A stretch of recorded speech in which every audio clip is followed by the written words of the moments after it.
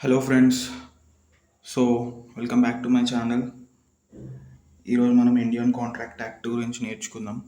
నేను 1 to 75 ఏవైతే general principles ఉన్నాయో అవన్నీ కాన్సెప్ట్స్ మీకు క్లియర్ చేయడానికి ట్రై చేస్తాను. ఈ క్లాస్ తర్వాత మీరు అందరూ ఎప్పుడైతే క్వశ్చన్ ఆన్సర్స్ చదువుతారో మీకు క్లారిటీ ఉంటుందని అనుకుంటున్నా. ఏమన్నా వెనకాల సౌండ్స్ వస్తే కొంచెం ఫర్గివ్ చేయండి. నైట్ టైంలో వీడియో రికార్డ్ చేస్తున్నా. So let start. First of all, Indian contract act మనకి 1872లో ఎన్ఫోర్స్ అయింది, that of first September, and it was passed in British parliament. అంటే మీరు అడగవచ్చు, మరి మనకు అప్పటికి ఇంకా మనకి ఇండిపెండెన్స్ రాలేదు కదా అంటే, మనకు పార్లమెంట్ లేదు కదా అంటే, మనకి పార్లమెంట్ ఉంది కానీ బ్రిటిషర్స్ మన పార్లమెంట్లో పాస్ చేసిర్రు ఈ యాక్ట్ని. ఓకేనా? సో ఇది ఒకప్పుడు జమ్మూ అండ్ కాశ్మీర్లో అప్లై అయ్యేది కాదు, ఇప్పుడు జమ్మూ అండ్ కాశ్మీర్లో కూడా అప్లై అవుతుంది, ఎందుకంటే ఆర్టికల్ 370 రద్దయింది కాబట్టి. అండ్ ఇండియన్ కాంట్రాక్ట్ యాక్ట్ చాలా లెందీ ఉండే స్టార్టింగ్. దాంట్లో మనకి సేల్స్ ఆఫ్ గూడ్స్ యాక్ట్ కూడా ఉండే, ఇంకా పార్ట్నర్షిప్ యాక్ట్ కూడా ఉండే. లేటర్ ఆన్ వాటిని తీసేసి సపరేట్ యాక్ట్స్ చేశారు. సేల్స్ ఆఫ్ గూడ్స్కి అలాగే చేశారు, ఈవెన్ మన పార్ట్నర్షిప్ యాక్ట్కి కూడా అలాగే యాక్ట్ చేశారు. సో ఇప్పుడు ఇండియన్ కాంట్రాక్ట్ యాక్ట్లో మనం జనరల్ ప్రిన్సిపల్స్ 1 to 75 గురించి డిస్కస్ చేద్దాం. ఫస్ట్ ఆఫ్ ఆల్, ఈ డిస్కషన్ స్టార్ట్ చేసే ముందు మీకు డెఫినేషన్స్ అర్థం అవ్వాలి. So 1 by 1 will go with definitions. So what is proposal? Proposal అంటే నథింగ్ బట్ మన ఇష్టాన్ని తెలపడం. ఇప్పుడు నేనున్నా, ఈ పెన్ కొంటావా అని అడుగుతున్నా అంటే ఇక్కడ నా ఇష్టాన్ని నేను తెలుపుతున్నాను, కొంటావా అని. That is nothing but proposal. What is acceptance? నేను ఏదైతే ప్రపోజల్ చేసినానో మీరు మీ ఇష్టాన్ని తెలపడాన్నే యాక్సెప్టెన్స్ అంటాం. అవును నేను కొంటాను అని చెప్పడంలో దాన్ని ఏమంటాం? యాక్సెప్టెన్స్ అంటాం. Next, agreement. అగ్రిమెంట్ అంటే ఏం లేదు, ప్రపోజల్ తర్వాత యాక్సెప్టెన్స్ తర్వాత వచ్చేది అగ్రిమెంట్. మన ఇద్దరికి ప్రపోజల్ అండ్ యాక్సెప్టెన్స్ అయిపోయింది. నెక్స్ట్ స్టేజ్ ఏంది? మన ఇద్దరి మధ్యలో నెక్స్ట్ వచ్చేది అగ్రిమెంట్ కుదిరింది. నథింగ్ బట్ మనం ఏమని చెప్పుకోవచ్చు అంటే, agreement equal to proposal plus acceptance or offer plus acceptance. Proposal అన్న ఒకటే, ఆఫర్ అన్న ఒకటే, ప్రామిస్ అన్న ఒకటే. సో అది. నెక్స్ట్ వచ్చేసి void agreement. Void agreement is nothing but enforceability by law లేనప్పుడే వాయిడ్ అగ్రిమెంట్ అవుతుంది. అంటే ఇల్లీగల్ అగ్రిమెంట్స్ కానీ లా చేత గుర్తించబడిన ఏవేవైతే అగ్రిమెంట్స్ ఉన్నాయో అవన్నీ వాయిడ్ అగ్రిమెంట్స్. అంటే it is void from the beginning. దీనికి ఒక లాటిన్ మ్యాక్సిమ్ ఉంటుంది, వాయిడ్ అబ్ ఇనిషియో, అంటే from the beginning it is void. Next మనం కాంట్రాక్ట్ చూద్దాం.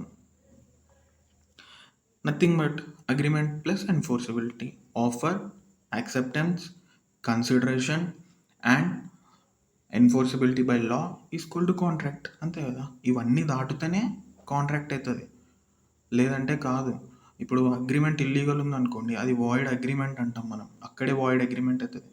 వాయిడ్ కాంట్రాక్ట్ అనేది చాలా లేటర్ ఆన్, అది మీకు తర్వాత ఇంకా క్లియర్గా ఎక్స్ప్లెయిన్ చేస్తాను. మ్యాక్సిమం అగ్రిమెంట్స్ అనేవి అక్కడే క్యాన్సిల్ అయిపోతాయి, అది ఎప్పుడు కాంట్రాక్ట్గా ఏర్పడదు, ఛాన్సే లేదు, వాయిడ్ అగ్రిమెంట్లోనే ఖతం అయిపోతాయి. నెక్స్ట్ వచ్చేసి మనకి వాయిడబుల్ అగ్రిమెంట్. ఇది ఏంటంటే మనం అగ్రిమెంట్లోకి వెళ్ళి వాయిడబుల్ కాంట్రాక్ట్, మనము కాంట్రాక్ట్లోకి ఎంటర్ అయినాము కానీ అది కోర్షన్ కానీ, అన్యూ ఇన్ఫ్లుయెన్స్ కానీ, మిస్రిప్రజెంటేషన్ కానీ, ఇట్లా కొన్ని ఎలిమెంట్స్ ఉంటాయి అన్నట్టు. వాటి వల్ల మనల్ని ఫోర్స్ చేసి ఆ అగ్రిమెంట్లో ఎంటర్ చేసి లేటర్ ఆన్ కాంట్రాక్ట్ చేపిస్తే మనకు ఆప్షన్ ఇస్తారు. మన చేతుల్లో ఉంది, మీరు కోర్టుకి వెళ్తే ఎన్ఫోర్స్ చేసుకోగలుగుతారు, అప్పుడు అది వాయిడబుల్ కాదు, అప్పుడు వాయిడ్ అయిపోతుంది. అదే మీరు కోర్టుకి వెళ్ళకపోతే, మీరు మీ దగ్గరే పెట్టుకుంటే, మీరు గమ్మునుంటే, మీరు యాక్సెప్ట్ చేస్తే అది వ్యాలిడ్ కాంట్రాక్టే. అంటే మీ దగ్గర ఆప్షన్ ఉంది, either you go for court and pray to the court to declare that contract void, or You sit in the home and you perform it and it will be valid. As simple as that. So ఇక్కడితోనే definitions మీకు clear అయినాయి. ఈ definitions అనేవి చాలా important. వీటితోనే మొత్తం contract act base అయి ఉంటుంది. సో నెక్స్ట్ చూద్దాం. ఇక్కడ ఈజ్ ఎవ్రీ అగ్రిమెంట్ కాంట్రాక్ట్ కాదు. Every contract is an agreement. Agreement దాటిన తర్వాతనే కాంట్రాక్ట్ వస్తుంది. But every agreement is not contract. And దీని స్కోప్ అనేది చాలా పెద్దగా ఉంటుంది. అగ్రిమెంట్ ఒక స్కోప్. ఎందుకంటే డే టు డే లైఫ్లో మనం ప్రతి ఒక్క దగ్గర అగ్రిమెంట్స్లోకి ఎంటర్ అవుతాం. సోషల్ దోస్తుల మధ్యలో అగ్రిమెంట్ ఉంటుంది, దాన్ని సోషల్ అగ్రిమెంట్ అంటాం. అండ్ హస్బెండ్ వైఫ్ మధ్యలో అగ్రిమెంట్ ఉంటుంది, దాన్ని డొమెస్టిక్ అగ్రిమెంట్ అంటాం. అండ్ కమర్షియల్ అగ్రిమెంట్ ఉండనే ఉంది. కాంట్రాక్ట్ చాలా తక్కువ అవుతాయి, కానీ అగ్రిమెంట్స్ కోకొల్లరు. So agreement is wider scope, contract is a narrow scope. So ఇక్కడ నేను అదే చెప్పినాను. Agreement can be social obligation and legal obligation. Social obligation అంటే దోస్తుల మధ్యలో అయ్యే అగ్రిమెంట్, ఆబ్వియస్లీ అది సోషల్ ఆబ్లిగేషన్. లీగల్ ఆబ్లిగేషన్ అంటే కమర్షియల్ అగ్రిమెంట్స్. ఇప్పుడు నేనున్న కారు కొనాలనుకుంటున్నా, అరే భయ్ నేను కారు కొంటున్నా అన్న, అవతలోడు కూడా నేను అమ్ముతా అని ఫిక్స్ అయ్యిండు. ఆయన కారు నాకు ఇస్తాడు, నేను ఆయనకి పైసలు ఇస్తా. ఇదేంది? ఇది కమర్షియల్ అగ్రిమెంట్. ఓకేనా? ఇప్పుడు సోషల్ అగ్రిమెంట్ ఏంది? నేనున్న నా ఫ్రెండ్ని ఆఫర్ చేస్తున్నా టీకి, నా ఇంటికి రమ్మని, తను యాక్సెప్ట్ చేసిండు. ఇదేంటి? Social agreement. ఇక్కడ మనకి ప్రిజంప్షన్ ఉండదు. ఒకవేళ నేను ఏమంటారు పర్ఫామ్ చేయకపోతే, లేదంటే వాడు రాకపోతే మేము దీన్ని కోర్టుకి వెళ్ళి ఎన్ఫోర్స్ చేస్తాం అనేది ప్రిజంప్షన్ ఉండదు. ఎన్ఫోర్సబిలిటీ అనేది ఉండదు. కానీ దీన్ని ఏమంటామంటే intention to create legal relationship. మా ఇద్దరి మధ్యలో ఉన్నది ఫ్రెండ్షిప్, నాట్ లీగల్ రిలేషన్షిప్. ముందు నుండే ప్రిజంప్షన్ ఉండదు. కానీ ఎప్పుడైతే ఈ కారు మనీ నేను ఏదైతే ఎగ్జాంపుల్ చెప్పినానో అక్కడ కోర్ట్ ఏం ప్రిజంప్షన్ చేసుకుంటుందంటే మేమిద్దరిలో ఎవరు కాంట్రాక్ట్ పర్ఫామ్ చేయకపోయినా మా ఇద్దరి మధ్యలో లీగల్ రిలేషన్షిప్ ఉందనుకొని ప్రిజంప్షన్ చేసుకొని మమ్మల్ని కంపెల్ చేస్తుంది పర్ఫామ్ చేయడానికి. సో హోప్ సో మీకు క్లారిటీ వచ్చింది అనుకుంటున్నా. So what is difference between agreement and contract? Obviously offer plus acceptance is equal to agreement. Agreement plus enforceability is equal to contract. ఇది section 2E, ఇది section 2H, మీకు తెలిసిందే. And agreement does not create legal obligation, but contract creates legal obligation. ఇప్పుడు నేను social అగ్రిమెంట్లో కానీ domestic అగ్రిమెంట్లో కానీ చెప్పాను, అక్కడ లీగల్ ఆబ్లిగేషన్ ఉందా? లేదు. ఎందుకు లేదు? ఇప్పుడు హస్బెండ్ వైఫ్ ఉన్నారు. ఆబ్వియస్లీ హస్బెండ్ నేను వైఫ్కి చెప్తాడు, నేను నీకు నెక్లెస్ చేస్తా ఈరోజు ఈవినింగ్ అంటాడు, గోల్డ్ నెక్లెస్. కానీ తేడు. ఒకవేళ తేకపోతే వైఫ్ వెళ్ళి కంప్లైంట్ చేయగలరా హస్బెండ్ మీద కోర్టులో? కోర్టు ఏం చెప్తుంది? అమ్మ ఇది డొమెస్టిక్ అగ్రిమెంట్ అమ్మా, ఇది ఇన్ రిటర్న్ లేదు, తను రాసి ఇవ్వలేదు కాబట్టి మేము ఎన్ఫోర్స్ చేయలేమని చెప్తుంది. ఒకవేళ ఎన్ఫోర్స్ చేసేటట్టు ఉంటే అందరు కోర్టుల చుట్టే ఉంటారు, కోర్ట్ టైం అంతా వేస్ట్ అవుతుంది, మెయిన్ మేటర్స్ అన్నీ సెటిసైడ్ అయిపోతాయి. సో అందుకనే ఇట్లా డివైడ్ చేసినాం. ఓకేనా? నేను చేయలే, లా చేసింది. ఇంకోటి నేను ఆల్రెడీ చెప్పిన, every agreement need not to be contract అని, but every contract must be pass on by agreement. Okay? And మీకు ఆల్రెడీ చెప్పిన ఇది వైడర్ స్కోప్, ఇది narrow scope.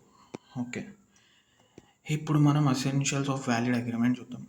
Section 10 of the Indian contract act ఏం చెప్తుందంటే, ఒక వ్యాలిడ్ కాంట్రాక్ట్ అవ్వాలి అంటే ఈ ఎలిమెంట్స్ అన్నీ ఉండాలని చెప్తుంది.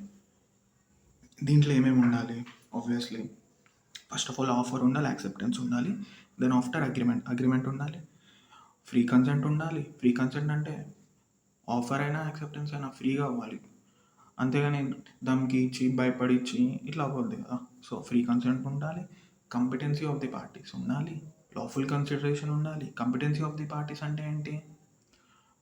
మైనర్ అయి ఉండకూడదు, అండ్ ఏ లా చేత డిస్క్వాలిఫై అయి ఉండకూడదు, ఈవెన్ తను సౌండ్ అయి ఉండాలి, అన్సౌండ్ మైండ్ అయి ఉండకూడదు. సో లాఫుల్ కన్సిడరేషన్ అయ్యి ఏంటంటే, ఇప్పుడు నేను ఒక ఆఫర్ ఇస్తాను, పోయి మర్డర్ చేయవాడిని అని చెప్పి మీరు పోయి మర్డర్ చేస్తారా? నేను మీకు ఇంత కన్సిడరేషన్ ఇస్తా అంటే అది లాఫులా? కాదు కదా. లాఫుల్ కన్సిడరేషన్ ఉండాలి ఎప్పుడైనా. కన్సిడరేషన్ అనేది లాఫుల్ ఉండాలి, ఇల్లీగల్ ఉండొద్దు. ఈవెన్ ఆబ్జెక్ట్ కూడా లాఫుల్ ఉండాలి. ఇప్పుడు నేను ఏదైతే కార్ బయింగ్ సెల్లింగ్ ఏదైతే చెప్పినానో ఇది లీగల్లీ పర్ఫెక్ట్ ఉంది. అది నేను ట్రక్ ట్రాఫికింగ్ చెయ్యి, హ్యూమన్ ట్రాఫికింగ్ చెయ్యి, అబ్డక్ట్ చెయ్యి, ఇవన్నీ ఏంటి, ఇవన్నీ అన్లాఫుల్ ఆబ్జెక్ట్స్. సో అది not expressly declared to be void. Indian contract యాక్ట్లో వాయిడ్ అగ్రిమెంట్స్ అని ఏవేవైతే డెఫినేషన్స్ చెప్తున్నాయో దాంట్లో ఉండకూడదు అని చెప్తుంది. నెక్స్ట్ ఇవన్నీ ఆల్రెడీ ఉంటాయి సెక్షన్ 10లో, కొన్ని లేనివి కూడా ఉంటాయి. అవేంటి, ఆబ్వియస్లీ 2 పార్టీస్ ఉండాలి. నేనే అగ్రిమెంట్ చేసుకోలేను కదా, అవతలోడు కూడా ఒకటి ఉండాలి కదా. And intention to create legal obligation, మీకు ముందే చెప్పిన నేను, మా ఇద్దరి మధ్యలో ఇంటెన్షన్ ఉండాలి. అరే ఇది పర్ఫామ్ చేయకపోతే నేను కోర్టులో చూసుకుంటా అని చెప్పి, అది ముందు నుండే ఇంటెన్షన్ ఉండాలి. అండ్ లీగల్ ఫార్మాలిటీస్, అదే ఏవైతే రిజిస్ట్రేషన్ ఉండాలి, రిటర్న్ ఉండాలి, ఇవన్నీ. అండ్ సర్టెనిటీ ఆఫ్ మీనింగ్, అవును దానికి ఒక మీనింగ్ ఉండాలి. పాసిబిలిటీ ఆఫ్ పర్ఫార్మెన్స్ ఉండాలి. పర్ఫార్మెన్స్ పాసిబిలిటీ లేకపోతే ఎట్లా? చందమామని తీసుకురా ఆకాశంకి వెళ్ళి అంటే ఏడికెళ్ళి అవుతుంది, కాదు కదా. సచ్చినోని లేపంటే ఏడికెళ్ళి అవుతుంది, కాదు కదా. ఇవన్నీ పాసిబుల్ అవుతాయా, కావు. సో అవే ఇంకా క్లియర్గా ఇక్కడ ఉన్నాయి. 2 పార్టీస్ ఉండాలి, ఆఫర్ ఉండాలి, యాక్సెప్టెన్స్ ఉండాలి, లాఫుల్ కన్సిడరేషన్, లాఫుల్ ఆబ్జెక్ట్. ఇక్కడ మీకు కాంపిటెన్సీలో చెప్పినాను, హీ షుడ్ బి 18%, 18+ ఉండాలి. ఇంకొకటి 18+ ఉండాలని ఎక్కడ రాసింది, ఇండియన్ కాంట్రాక్ట్ యాక్ట్లో రాసిందా, లేదు. ఏ యాక్ట్ చెప్తుంది అది, ఇండియన్ మెజారిటీ యాక్ట్ చెప్తుంది. దాంట్లో ఒక పర్సన్ మేజర్ అని ఎప్పుడు అనబడతాడంటే 18+ క్రాస్ అయినప్పుడు ఏజ్. కొన్ని కేసెస్లో 21 కింద 21 క్రాస్ అయినప్పుడే తనని మేజర్గా భావిస్తాం. ఇప్పుడు ఒక ఎగ్జాంపుల్, ఒక ఆర్ఫన్ ఉన్నాడు, తనకి న్యాచురల్ గార్డియన్ లేడు, టెస్టిమెంటరీ గార్డియన్ లేడు, డీఫాక్టో గార్డియన్ లేడు, ఏ గార్డియన్ లేదు, కోర్ట్ అపాయింటెడ్ గార్డియన్. కోర్ట్ ఏం భావిస్తుంది, కోర్ట్ ఒక గార్డియన్ని అపాయింట్ చేస్తుంది తన దేఖ్బాల్ కోసం.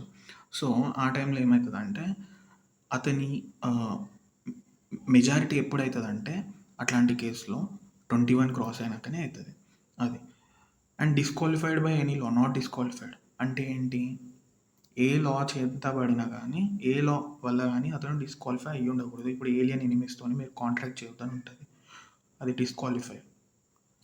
సో అట్లా ఈవెన్ ఇన్సాల్వెంట్ పర్సన్స్తో కూడా చేయొద్దు అని ఉంటుంది, అది కూడా డిస్క్వాలిఫికేషన్. అట్లాంటి వాళ్ళతో మనము కాంట్రాక్ట్లో వెళ్ళొద్దు, వాళ్ళు కంపిటెంట్ కారు. ఓబియస్లీ కంపిటెంట్ అంటే ఏంది, ఓడు అర్హత కలిగినోడు, అంతే కదా. నెక్స్ట్ ఫ్రీ కన్సెంట్ అంటే ఏంది, మీకు ఆల్రెడీ చెప్పిన. తన విల్లింగ్నెస్ ఉండాలి, ఫ్రీ విల్లింగ్నెస్ ఉండాలి, ఇష్టం ఉండాలి, ఎవడో ఫోర్స్ చేస్తే వచ్చేది కాదు. సో ఫ్రీ కన్సెంట్ అని ఎప్పుడు అనబడుతుంది, ఎప్పుడైతే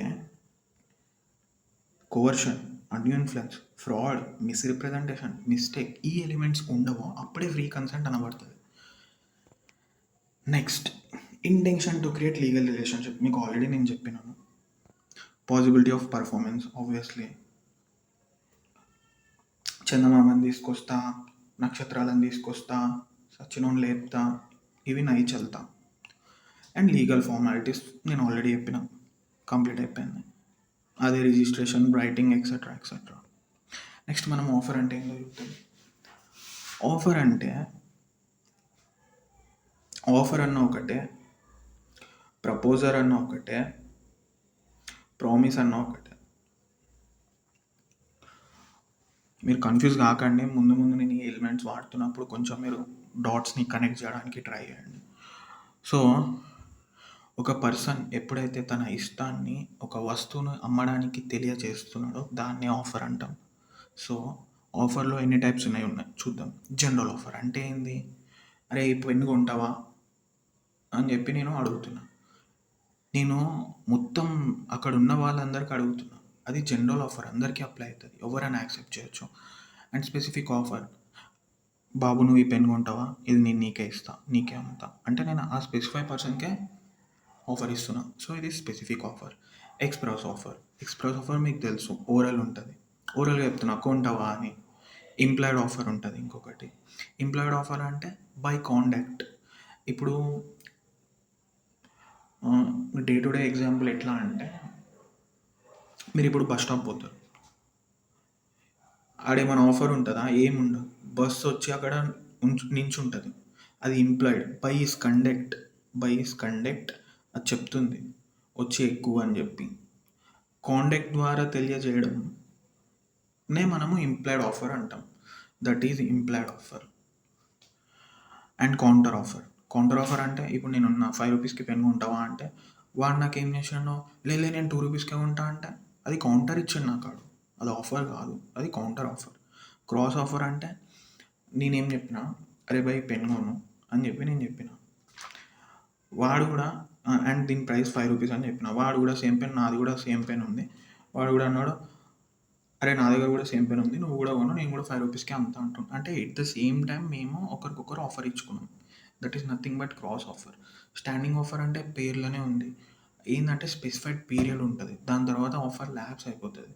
ఇప్పుడు నీకు ఒక కంపెనీ నుండి ఆఫర్ లెటర్ వచ్చింది, నువ్వు ఈ టైంలో రిప్లై చేయలేదు అనుకో, ఒక 2 డేస్లో అది ఆఫర్ స్టాండ్ అవుట్ అయిపోతుంది, ల్యాప్స్ అయిపోతుంది అని చెప్పి చెప్తాడు.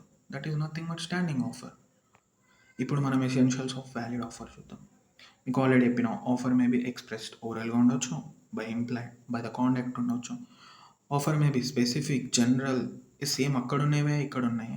Offer must create legal relationship. Obviously మా ఇద్దరి మధ్యలో ఒక లీగల్ రిలేషన్షిప్ అనేది క్రియేట్ చేయాలి offer, other than social and domestic relationship. And offer must be clear, not vague. అరే బై ఇప్పుడు ఈ పెన్ కొంటావా అన్న, అరే ఇది బ్లూ పెన్నా బ్లాక్ పెన్నా ఏం చెప్తలేను అంటే ఇక్కడ క్లియర్ లేనట్టే కదా, అంబిగ్విటీ ఉన్నట్టే కదా, కన్ఫ్యూజన్ ఉన్నట్టే కదా. అట్లా ఉండొద్దు, బై బ్లూ పెన్ కొను అని చెప్పాలి నేను. సో అది offer must be communicated to the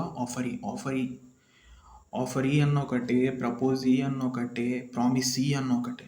ఏం లేదు, నేను ఒక చిన్న ట్రిక్ చెప్తా. ఆఫరర్, ప్రామిసర్, ఆఫరీ, ప్రామిసీ, ప్రపోజర్ ఏంటంటే ఇచ్చేటోడు దగ్గర ఏమో ఈఆర్ అని ఎండ్ అవుతుంది లాస్ట్కి, తీసుకునేటోడు అంటే యాక్సెప్ట్ చేసేటోడి దగ్గర ఏమో లాస్ట్కి ఈఈ అని ఎండ్ అవుతుంది. ఓకేనా, ఇది ఒక చిన్న ట్రిక్ గుర్తుపెట్టుకో.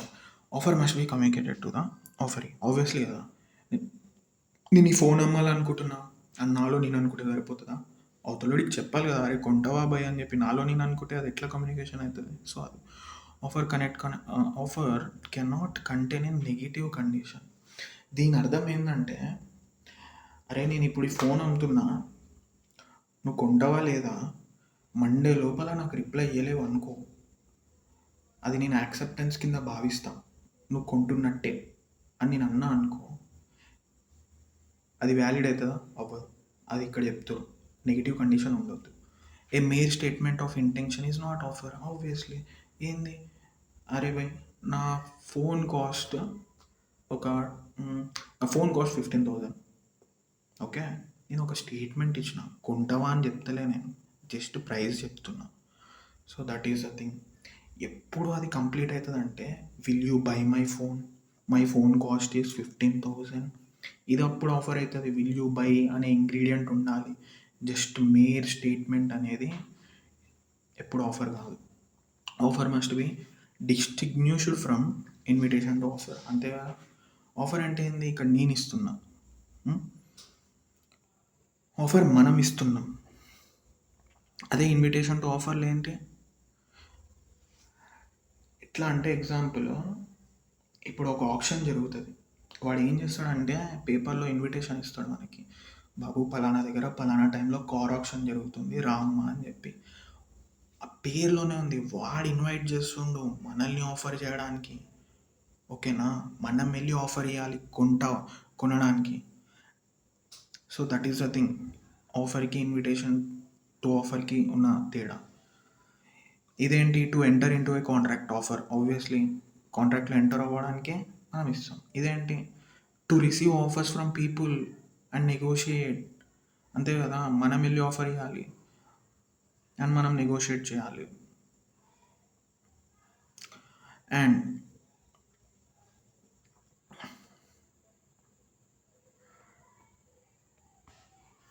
ఇక్కడ ఇంకో point, an invitation to offer becomes an offer when responded by the party to home it is made. Obviously ఇప్పుడు నేను ఆఫర్ ఇచ్చిన కారు ఒకటోసారి, రెండోసారి, మూడోసారి అంటాడు. నేనన్నా వేలంపాట 5,00,000 ఒకటోసారి, రెండోసారి, మూడోసారి అన్నా. నేను చెయ్యి లేపేసిన. అప్పుడు నేనేమైతా, నేను ఆఫరర్ అయిపోతా. నేను ఆఫర్ ఇచ్చినట్టు. అప్పుడు నేను రెస్పాండ్ అవుతా. నేను అది కంప్లీట్ చేయాలి. ఓకే, అర్థమైందా? నెక్స్ట్ మనం యాక్సెప్టెన్స్ గురించి డీటెయిల్గా చూద్దాం. యాక్సెప్టెన్స్ ఏంది? వేరేవాళ్ళు మన ఇచ్చిన ఆఫర్కి మనస్ఫూర్తిగా ఒప్పుకోవడాన్నే యాక్సెప్టెన్స్ అంటాం. అంతేనా? So essential elements of valid acceptance అంటే ఏందో చూద్దాం. Acceptance must be absolute and unqualified. అంతే కదా. ఇప్పుడు నేను మీ ఫోన్ కొంటావా అని అడిగిన, లేదంటే బండి కొంటావా అని అడిగిన, చూద్దాం లేరా, కొందాం లేరా అంటే అది అబ్సల్యూట్ ఉందా? లేదు కదా. యాక్సెప్టెన్స్ అంటే ఎట్లుండాలి? కొంటా, ఇంతకి కొంటా, ఇప్పుడు కొంటా అని అబ్సల్యూట్గా చెప్పాలి. And acceptance must be communicated. ఇది కూడా అంతే కదా. వాళ్ళు వాడే అనుకుంటే నాకు చెప్పకుండా అది కమ్యూనికేషన్ ఎట్లయితుంది? ఆఫరర్కి కమ్యూనికేట్ అవ్వాలి కదా acceptance must be in a prescribed or reasonable mode. అంతే. ఇప్పుడు నేను ఆఫర్ ఇచ్చేటప్పుడే అడిగిన, ఏమని చెప్పిన అంటే, బాబు నేను ఈ బండి అమ్మాలనుకుంటున్నాను, నీకు నచ్చితే నాకు వాట్సాప్లో టెక్స్ట్ చేయని చెప్పిన. వాడు వాట్సాప్లో టెక్స్ట్ చేయకుండా యాక్సెప్టెన్స్ని ప్రిస్క్రైబ్ మోడ్లో నేను మెన్షన్ చేసినట్టు వాడు నాకు సీదా ఏం చేసిండంటే కాల్ చేసాడు. అది యాక్సెప్టెన్స్ అవ్వదు. నేను ఏ కండిషన్ పెట్టానో అది ఫాలో అవ్వాలి, అప్పుడే అది యాక్సెప్టెన్స్ కింద. Acceptance must be given within a reasonable time before the offer lapses. కరెక్టే కదా. నేను ఒక టైం పీరియడ్ చెప్పిన, అరే 2 days లోపల రెస్పాండ్ కా అని చెప్పి, వాడు 3rd day రెస్పాండ్ అవుతుంది. రీజనబుల్ టైం ఎందుకు అయింది? కాదు కదా. సో అది acceptance cannot precede an offer. అంతే. ఆ ప్రిసీడ్ అయితే ఏమవుతుంది? అది కౌంటర్ ఆఫర్. నేను 5 రూపాయలు కొంటావా అంటే, లేదు నేను 2 రూపాయలు కొంటా, 2 రూపాయలకి అంటే ఏంది? అది కౌంటర్ ఆఫర్ అవుతుంది, కానీ అది యాక్సెప్టెన్స్ కాదు. Acceptance must be given only by a person to whom the offer is made. అంతే కదా. నేను నీకు అమ్ముతా అంటే నువ్వే ఇవ్వాలి నాకు యాక్సెప్టెన్స్. నీ బదులు వేరే వచ్చి ఇవ్వడానికి లేదు. Rejected offer can be accepted only on renewal. నేను ఒకసారి ఆఫర్ ఇచ్చిన, నువ్వు రిజెక్ట్ చేసినావు, బట్ లేటర్ ఆన్ మళ్ళీ నేను ఆఫర్ చేసిన అంటే నేను రెన్యువల్ చేసిన, మళ్ళీ అప్పుడు నువ్వు యాక్సెప్ట్ చేయొచ్చు ఫ్రెష్గా నేను ఆఫర్ చేసినప్పుడే. లేదు, వన్స్ నువ్వు రిజెక్ట్ చేసినాక మళ్ళీ యాక్సెప్ట్ చేయడానికి లేదు. ఓకేనా? So communication of offer and acceptance and revocation, ఇది కొంచెం క్లియర్గానండి. ఇక్కడ కొంచెం మీకు కన్ఫ్యూజన్ అవుతుంది. రెవొకేషన్ అంటే ఏంటంటే క్యాన్సిల్ చేయడం. ఓకేనా? ఈ ఇండియన్ కాంట్రాక్ట్ యాక్ట్ 1872 ఇది జమానా యాక్ట్ ఇది. కానీ ఆ జమానాలో ఫోన్ లేదు, వాట్సాప్ లేదు, ఏం లేదు. కమ్యూనికేషన్ అనేది వీళ్ళు ఎట్లా చేసుకున్నారంటే లిటరల్లీ ఒక పోస్ట్ నుండి చేసుకోరు. ఆ పోస్ట్ డబ్బా ఉంటుంది కదా, దాంట్లో లెటర్ వేయడము, నేను ఆఫర్ లెటర్ వేయడము, అవతల యాక్సెప్టెన్స్ లెటర్ వేయడము, ఇట్లా అయ్యేది పద్ధతి. సో రెవొకేషన్ టు ఆఫర్, ఒకవేళ ఆఫర్ ఎప్పుడు రెవోక్ అయినట్టు? నేను ఎప్పుడైతే నా ఆఫర్ లెటర్ని పోస్ట్లో వేసినానో, అవతలోడు ఎవడైతే ఆఫర్ ఉన్నాడో అది తీసి చదివిండో, అండ్ తీసి చదివినాక తన యాక్సెప్టెన్స్ లెటర్ వేసిండో, మళ్ళీ ఆ లెటర్ని మళ్ళీ నేను ఎప్పుడైతే చూసినానో అప్పుడు ఆఫర్ అండ్ యాక్సెప్టెన్స్ కంప్లీట్ అయినట్టు. ఒకవేళ రివోక్ చేయాలనుకుంటే ఏం చేయాలి? ఒకవేళ ఆఫర్ని రివోక్ చేయాలనుకుంటే, ఫర్ ఎగ్జాంపుల్ నేను ఆఫర్ లెటర్ వేసిన 2 daysలో తనకి చేరుతుంది. నేను ఏం చేసిన, నెక్స్ట్ డేనే సమ్ టెలిగ్రామ్ చేసో లేదంటే కాల్ చేసో దాన్ని ఏం చేసిన, రివోక్ చేసిన. ఏమని? నాకు బెటర్ డీల్ వచ్చింది, నేను వేరేకి అమ్ముతున్నా అని. అది ఎప్పుడు చేయాలి? నేను ఆయన 2 days తర్వాత లెటర్ ఆఫ్ యాక్సెప్టెన్స్ ఆ పోస్ట్లో పెట్టక ముందే చేయాలి. పెట్టిందనుకో రివోక్ అవ్వదు. సో రివోక్ అవ్వాలంటే ఆయన పెట్టక ముందే యాక్సెప్టెన్స్ లెటర్ చేయాలి. ఈవెన్ ఇన్ యాక్సెప్టెన్స్ కేసులో ఎప్పుడు చేయాలి? నా నాలెడ్జ్లోకి రాకముందే ఆయన నాకు రివోక్ చేయాలి. ఈయన కూడా లెటర్ పెట్టిండు, నాకు కూడా 2 daysలో వస్తుంది యాక్సెప్టెన్స్ని. నాకు సీదా కాల్ చేసో టెలిగ్రామ్ చేసో, బై నీకన్నా బెటర్ డీల్ వచ్చింది, నాకు వద్దు బై నీ ఆఫర్ అని చెప్పాలి. సో ఇది అనమాట revocation to offer and acceptance. Next ఏంది కాంట్రాక్ట్స్ ఓవర్ ఏ టెలిఫోన్. ఇది ఏంటంటే ఈరోజు సినారియో అనమాట. Contract in a telephone is valid contract ఈ రోజుల్లో. అండ్ దాంట్లో ఏంది it is important that the acceptance must be audible. Obviously acceptance ఇచ్చేటోడు వాడి వాయిస్ మనకు వినిపించాలి కదా. అండ్ ఇంకొకటి ఏంది మనకి అండర్స్టూడ్ కూడా అవ్వాలి, మనకు అర్థం అవ్వాలి. And if during the conversation the telephone lines go dead and the offerer does not hear the offer is mode of acceptance, there is no contract. అంతే కదా. ఇప్పుడు మధ్యలో టెలిఫోన్ లైన్ కట్ అయింది, లేదంటే బ్యాలెన్స్ అయిపోయింది, మన కర్మ కాలి, అప్పుడు అది వ్యాలిడ్ అవ్వదు. మళ్ళీ ఫస్ట్కి వెళ్ళి మళ్ళీ కాల్ చేసుకొని చెప్పుకోవాలి. If the whole conversation is repeated and the offerer hears understoods the words of acceptance the contract is complete. Offer ఏం చేసిండంటే రిపీట్ చేస్తూనే ఉన్నాడు 2-3 సార్లు, అర్థమైందా అర్థమైందా అని చెప్పిండు. అప్పుడు ఏమైంది, కంప్లీట్ అయినట్టు అర్థం. రివోకేషన్ ఆఫ్ ప్రపోజ్, అదే రివోక్ ఎలా చేయొచ్చు, నోటీస్ ఇచ్చి చేయొచ్చు, అంతే కదా. ఒక నోటీస్ ఇస్తాం అయిపోతుంది revoke by lapse of time. దాంట్లో కండిషన్ పెడతాం పలానా డేట్ లోపల రిప్లై అని. ఆ డేట్ లోపల రిప్లై అయిపోతే ల్యాప్స్ అయిపోతుంది ఆబ్వియస్లీ, దాని అంటే అదే. అండ్ ఆఫర్లో ఒక కండిషన్ పెట్టినాం ముందు నుండే, ఆ కండిషన్ని ఫుల్ఫిల్ చేయకపోయినా ఫెయిల్ అయిపోతుంది. ఏ కండిషన్ ఏంటంటే నేను చెప్పిన అబ్బాయి నాకు వాట్సాప్లో కానీ జీమెయిల్లో కానీ టెక్స్ట్ చేయని చెప్పి, అదైనా ఫుల్ఫిల్ చేయకుండా సీదా కాల్ చేసిండు లేదంటే మా ఇంటికి వచ్చిండు, అది అప్పుడు అది యాక్సెప్ట్ కాదు అన్నట్టు. అప్పుడు కూడా అది ల్యాప్స్ అయిపోతుంది, రీవోక్ అయిపోతుంది. Death and insanity of the proposer. ఇప్పుడు ఆఫర్ ఇచ్చిండు, వాడే చచ్చిపోయిండు, వాడు పిచ్చోడు అయిపోయిండు, ఆబ్వియస్లీ అప్పుడు అది రీవోక్ అయిపోతుంది. And offer is not accepted in prescribed mode. నేను ప్రిస్క్రైబ్ మోడ్ చెప్పిన, సేమ్ అదే మీకు చెప్పిన, ఇట్లా నాకు రిప్లై అని చెప్పి, అప్పుడు కూడా చేయలే, రీవోక్ అయిపోతుంది. And the offers make a counter of. Obviously నేను 5 రూపాయలు కొంటా అంటే, నేను 2 రూపాయలు కొంటా అంటే నాకు ఆఫర్ కౌంటర్ చేస్తాను తప్ప ఆఫర్ని యాక్సెప్ట్ చేయట్లేదు కదా, అప్పుడు కూడా రీవోక్ అయిపోతుంది. నెక్స్ట్ మనం కన్సిడరేషన్ అంటే ఏందో చూద్దాం. కన్సిడరేషన్ అనేది ఇప్పుడు ఆఫర్ ఇచ్చినాం, యాక్సెప్టెన్స్ ఇచ్చిండు అవతల ఆయన, మా ఇద్దరి మధ్యలో అగ్రిమెంట్ ఏర్పడ్డది. మా అగ్రిమెంట్ని సపోర్ట్ చేస్తూ కన్సిడరేషన్ ఉండాలి. ఇప్పుడు నేను చెప్తా ఒక ఎగ్జాంపుల్. నేను ఫోన్ అమ్ముతున్నా, ఓకే, అవతల ఆయన డబ్బులు ఇస్తుండు, ఓకే, నాకేమొస్తుంది, డబ్బులు వస్తుంది, అవతల ఆయనకి ఏమొస్తుంది, ఫోన్ వస్తుంది. మా ఇద్దరి మధ్యలో కన్సిడరేషన్ ఉండాలి. కన్సిడరేషన్ ఒక లాటిన్ మ్యాక్సిమం ఉంది, క్విట్ ప్రో క్యూ, అంటే సంథింగ్ ఇన్ రిటర్న్. మా ఇద్దరికి ఏదో ఒకటి రావాలి, అప్పుడే కన్సిడరేషన్ అంటాం. ఒక్కరికి వస్తే అది కన్సిడరేషన్ కాదు, గుర్తుపెట్టుకోండి. అండ్ కన్సిడరేషన్లో టైప్స్ ఉన్నాయి. పాస్ట్ ఉంది, ప్రజెంట్ ఉంది, ఫ్యూచర్ ఉంది. పాస్ట్ కన్సిడరేషన్ అంటే దీని ఎగ్జాంపుల్ ఎట్లా అంటే, ఇప్పుడు నేను ఒక గుంటలో పడిపోయినా, ఒక ఆయన వచ్చి నేనేం ఆఫర్ చేయకముందుకే నాకు హెల్ప్ చేసి నన్ను లేపాడు. 1 వీక్ అయింది, నాకు అనిపించింది అరే భయానికి కొన్ని పైసలు ఇద్దామని చెప్పి. పాస్ట్లో చేసిన యాక్ట్కి నేను కన్సిడరేషన్ ఇస్తున్నాను. That is nothing but past consideration.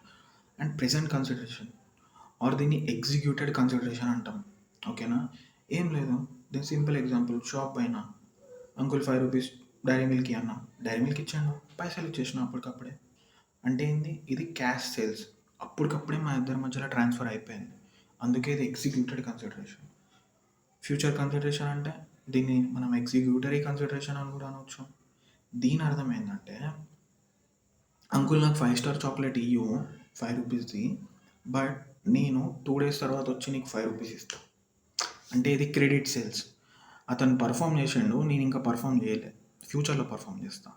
This is nothing but future consideration.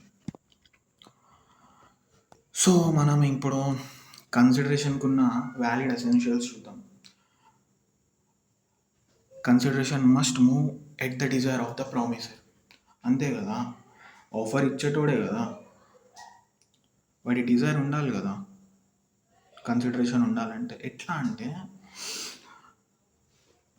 ఇప్పుడు నేను ఒక పిజ్జా షాప్కి వెళ్ళిన, పిజ్జా ఆర్డర్ ఇచ్చిన, తింటున్నా, అవతల ఒక ఆయన రోడ్ క్రాస్ చేసుకుంటూ వచ్చాడు, ఒక బెగ్గర్ వచ్చిండు అనుకుందాం. నన్ను చూస్తూ నాకు బాధ అనిపించింది. నేనేం చెప్పిన, బాబు అతనికి కూడా ఒక పిజ్జా ఇచ్చేసాను. పిజ్జా ఇచ్చిండు, తినేసిండు, వెళ్ళిపోయిండు. లేటర్ ఆన్ నేను నా పిజ్జాకి ఓన్లీ 100 రూపీసే పే చేస్తున్నా.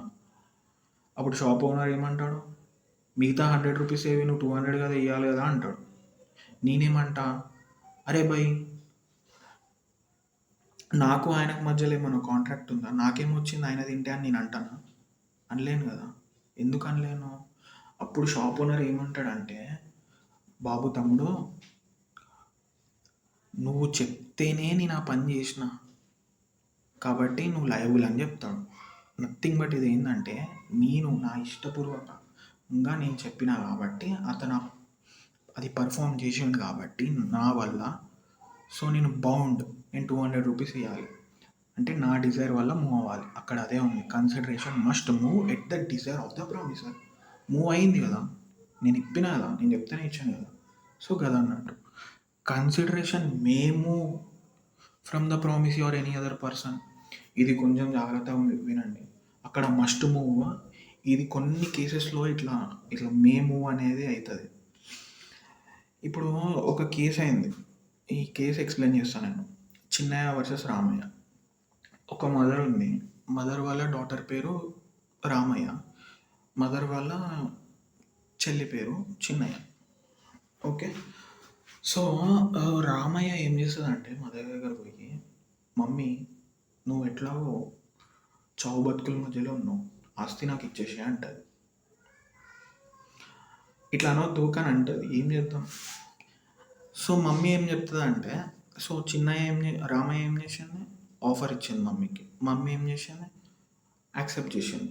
ప్రామిసర్ ఎవరు, రామయ్య. ప్రామిస్ ఎవరు, మదర్, రామయ్య వాళ్ళ మదర్. సరే బేటా ఇస్తా నీకు, బట్ ఆన్ వన్ కండిషన్, నువ్వు చిన్నయ్య అంటే మా సిస్టర్కి సంవత్సరంకి ఇన్ని పైసలు అని చెప్పి చెప్తుంది. ఆబ్వియస్లీ ట్రాన్స్ఫర్ చేసింది, అండ్ రామయ్య చిన్నయ్యకి పైసలు ఇచ్చింది, ఒక 2 years ఇచ్చింది. కొన్ని రోజులైనాక మమ్మీ చచ్చిపోతుంది. రామయ్య ఏం చేసింది, జర హుషారయ్యింది. హుషారయ్య ఏం చేసింది, కన్సిడరేషన్ చాప్టర్ చదువుకుంది. కన్సిడరేషన్ చాప్టర్ చదువుకొని ఏం చేసింది, నో కన్సిడరేషన్ నో కాంట్రాక్ట్ అంటుంది. చిన్నయ్యకి పైసలు ఎగ్గొట్టడానికి చూసింది. బై ఎప్పుడు నేనే ఇస్తున్నా, నువ్వు నా దగ్గరికి ఏమైనా ఇస్తున్నావా, నాకేమైనా బెనిఫిట్ అవుతుందా? నేనైతే కన్సిడరేషన్ ఇస్తున్నా, కన్సిడరేషన్ అటు ఉండాలి ఇటు ఉండాలి, ఇద్దరికి ఏదో ఒకటి కావాలి. ఎప్పుడు నేనే ఇస్తున్నా, నువ్వు నాకేమి ఇస్తున్నావు అన్నది. అండ్ నువ్వు నా మీద కేసు కూడా వేయలేవు, ఎందుకంటే ప్రివిటీ ఆఫ్ కాంట్రాక్ట్ లేదు. ప్రివిటీ ఆఫ్ కాంట్రాక్ట్ అంటే రిలేషన్షిప్ అనమాట. అక్కడ నథింగ్ బట్, అరే భయ్ నాకు మా అమ్మకు ఉంది రిలేషన్షిప్, అవును మేమిద్దరం లీగల్ రిలేషన్షిప్లో ఉన్నాం, మా ఇద్దరికి ప్రివిటీ ఉంది, కానీ నువ్వెవరు అసలు, నువ్వు ఎట్లా సూ చేస్తావు, stranger to a contract cannot సూ అని అంటది.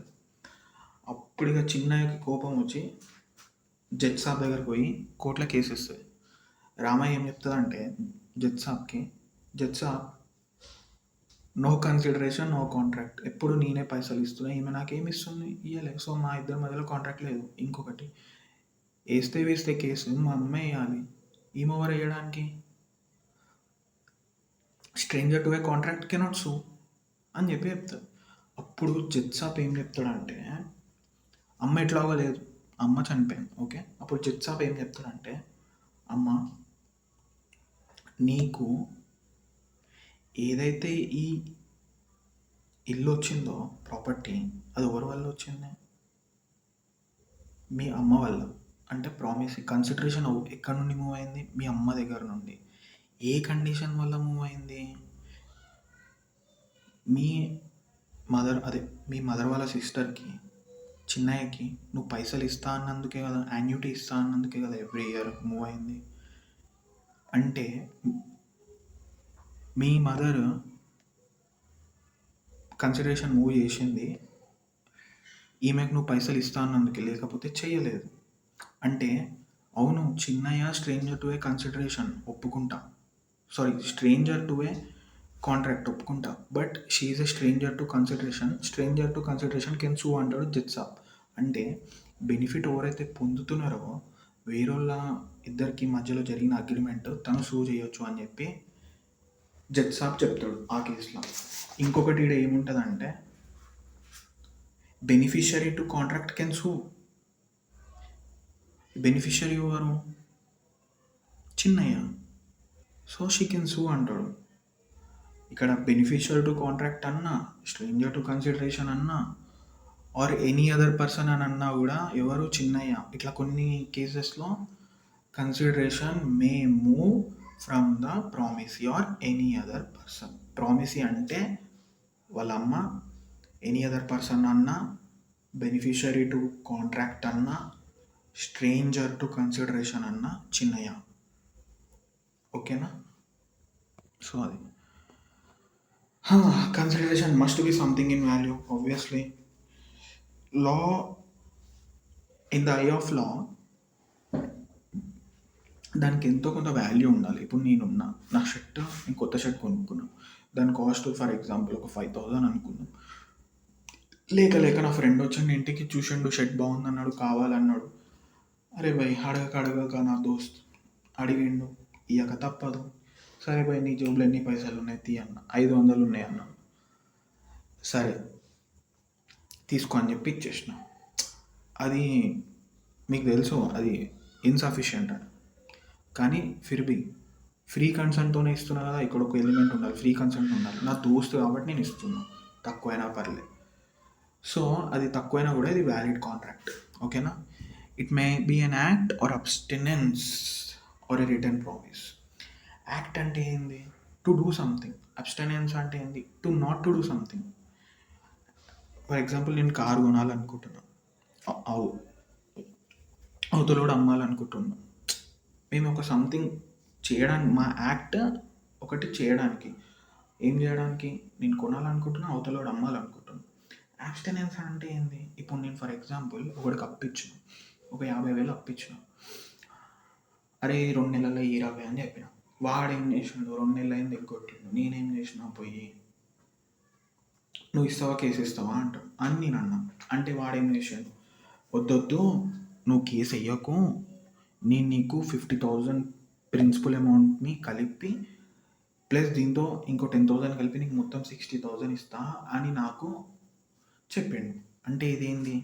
నన్ను కేసు వేయడం నుండి ఆపుతుండు, ఇది అబ్స్టైన్ చేస్తుండు. అంటే consideration can be A positive or negative. ఇది కూడా వ్యాలిడే.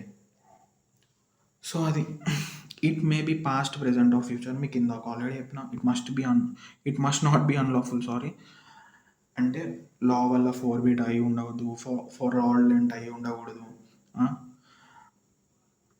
అండ్ ఇప్పుడు అది లా వల్ల పర్పస్ డిఫీట్ అయి ఉండకూడదు.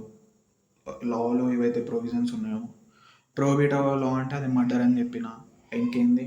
It would defeat the provisions of any law. అంటే ఇప్పుడు లా ఉంది, ఏం చెప్తుంది? ఒక పర్పస్ ఉంది. ఇప్పుడు హిందూ లా ఉంది ఫర్ ఎగ్జాంపుల్ తీసుకుందాం. హిందూ లాలో ఒక వైఫే ఉండాలని ఉంటుంది, అవునా? నువ్వు అగ్రిమెంట్ రాపించుకొని ఆమెకి ఎన్నో పైసలు ఇచ్చేసి నువ్వు కాంట్రాక్ట్లో ఎంటర్ అయిపోయి సెకండ్ వైఫ్ని ఉంచుకుంటా అంటే అది నడుస్తుందా? నడవదు. లా పర్పస్ని డిఫీట్ చేస్తుంది. లా ఏమనుకుంది? ఒకటే వైఫ్ ఉండాలనుకుంది. నువ్వు రెండో వైఫ్ని ఎక్కడికెళ్ళి తెచ్చుకుంటావు? ఇల్లీగల్ అగ్రిమెంట్ చేసుకొని. సో అది. అండ్ ఫ్రాడ్లెంట్ అయి ఉండొద్దు, ఒకరిని మోసం చేయాలన్న ఉద్దేశం మన దగ్గర ఉండొద్దు. And it implies personal injury. అదే వాడిని పోయి మర్డర్ అయ్యి పర్సనల్ ఇంజురీ ఆర్ ప్రాపర్టీ, వాని ఇల్లుని పోయి తగలబెట్టు, నేను నీకు ఎంత ఇస్తా, ఇది నడవదు. ఆర్ ద కోర్ట్స్ రికార్డ్, అదే కోర్ట్స్ దృష్టిలో అది ఇమ్మోరల్ అయి ఉండకూడదు. Or oppose to public policy. అంటే ఇప్పుడు బాల్య వివాహం కానీ, ఈవెన్ మన మైనర్స్తో అగ్రిమెంట్ కానీ, ఇట్లా పబ్లిక్ పాలసీ, ఈ డ్రగ్ ట్రాఫికింగ్ కానీ, లోకహితం అన్నట్టు, వీటికి అపోజిట్గా ఉండకూడదు. సో అది నెక్స్ట్ కన్సిడరేషన్ చూద్దాం. No consideration, no contract. నేను ఆల్రెడీ ఇంతకుముందు చెప్పిన, ఒక కాంట్రాక్ట్లో ఎంటర్ అవ్వాలంటే కన్సిడరేషన్తో ఆ కాంట్రాక్ట్ సపోర్ట్ చేయబడాలి, లేదంటే అది కాంట్రాక్ట్ అనిపించుకోదు. కానీ దీనికి ఎక్సెప్షన్స్ ఉన్నాయి. Following are the exceptions. Promise made on account of natural love and affection. ఇప్పుడు నేను మా చెల్లికి నేను ఐఫోన్ గిఫ్ట్ ఇస్తున్నా అనుకున్నాను. మా చెల్లి నాకేమైనా ఇస్తున్నా, ఆబ్వియస్లీ లవ్ చేస్తాను నాకు. కానీ మీరు లీగల్గా చూస్తే నేను ఇస్తున్నా కానీ ఆమె నాకేమి ఇవ్వట్లేదు. న్యాచురల్ లవ్ అండ్ ఎఫెక్షన్లో ఇది ఒక ఎక్సెప్షన్ అన్నట్టు. Promise to compensate for voluntary services. అవును, ఎక్కడికైనా వెళ్ళినా నేను గురుద్వారాకి వెళ్ళినాం అనుకున్నాం, అక్కడ నేను ఫుడ్ సర్వ్ చేసిన వాలంటరీగా. అక్కడ నేను అక్కడ ఫ్లోర్స్ క్లీన్ చేయడం కానీ ఎక్సెట్రా ఎక్సెట్రా చేసిన అనుకోండి వాలంటరీగా, దానికి కన్సిడరేషన్ అవసరమా? అవసరం లేదు. And promise made to pay time bar డెప్ట్. ఇప్పుడు ఆ, నేను ఒకరికి అప్పు ఇచ్చిన, సారీ నేను ఒకరి దగ్గరికి వెళ్ళి అప్పు తీసుకున్నా, వాడు నాకు 2 ఇయర్స్లో కట్టమని చెప్పిండు. 2 ఇయర్స్ అయిపోయింది, ఎగ్గొట్టేసిన. లిమిటేషన్ యాక్ట్ ప్రకారం ఏంటంటే అది టైం బార్ అయిపోయింది అనుకుందాం. ఆబ్వియస్లీ 3 ఇయర్స్ ప్రామిసరీ నోట్, నేను నార్మల్గా చెప్తున్నాను. 2 ఇయర్స్లో అయిపోయింది అనుకుందాం. తర్వాత ఈయన కోర్టుకి వెళ్తాడు, అవతలోడు వెళ్ళి ఎన్ఫోర్స్ చేయించుకున్నాడని చూస్తాడు. కోర్టు ఏం చెప్తుంది? ఆబ్వియస్లీ అరే భాయ్ టైం బార్ అయిపోయింది, మేమేం సాయం చేయలేమని చెప్పి చెప్తుంది. అప్పుడు ఆయన ఏం చేయలేడు, గమ్మున ఉంటాడు. తర్వాత నాకే పాపం అనిపించింది, అరే భాయ్ పైసలు ఇచ్చిండు, ఆదుకుండు మనకి, ఇద్దామని చెప్పి నేనేం చేసిన అంటే మళ్ళా ప్రామిస్ రాసిన. Okay, it must B return, కొన్ని ఇంగ్రీడియంట్స్ ఉంటాయి, నేను మళ్ళీ ముందు చెప్తా. ప్రామిస్ రాసి ఆ 10,000 ఇచ్చే జాగల 5,000 ఇస్తాను. అవతలోడు ఏం చేస్తాడు? ఆబ్వియస్లీ గమ్మున వచ్చిందే మా గొప్ప అని తీసుకుంటాడు, అంతే కదా. అంతేగాని అరే ప్రీవియస్ కాంట్రాక్ట్లో నాకు 10,000 ఇచ్చేది ఉంది, నీకు 10,000 కన్సిడరేషన్ ఇస్తే నువ్వు నాకు 5,000 ఎట్లా ఇస్తావు అని అంటాడా? అనలేడు. సో అది completed gifts contract of agency create చేయడానికి మనకేం కన్సిడరేషన్ అక్కర్లే. And contract of guarantee. నేను అప్పు తీసుకున్నా, కంపెనీ అప్పు ఇచ్చింది, మధ్యలో మా దోస్తుగాడు గ్యారంటీ పెట్టిండు. వాడికి ఏమైనా వచ్చేది ఉందా? కంపెనీకి ఇంట్రెస్ట్ వస్తుంది, నాకు అప్పు వస్తుంది, వాడికి ఏమైనా వచ్చేది ఉందా? లేదు, అయినా పెట్టిండు. రేపటి నాడు వాడు నేను తప్పించుకుంటే వాడి మీద లయబిలిటీ వెళ్తుంది. అరే నో కన్సిడరేషన్ వాళ్ళు తీసుకుని నాకేముంది అని కోర్టుకి వెళ్ళగలుగుతాడా? వెళ్ళలేడు. అండ్ రెమిషన్ అంటే మీకు ఆల్రెడీ తెలుసు, lesser performance in place of actual performance. 1000 రూపాయలు ఇచ్చే జాగాల 500 ఇవ్వడం, అంతే. అండ్ ఇంకా ఇక్కడ నేను అది చెప్పిన కదా, promised on account of natural love and affection. ఇక్కడ కూడా రైటింగ్ ఉండాలి, రిజిస్ట్రేషన్ ఉండాలి, అండ్ నియర్ రిలేషన్షిప్ ఉన్న వాళ్ళకే కదా ఇస్తాము ఎప్పుడైనా సరే, గిఫ్ట్స్ కానీ ఎక్సెట్రా కానీ. సో అది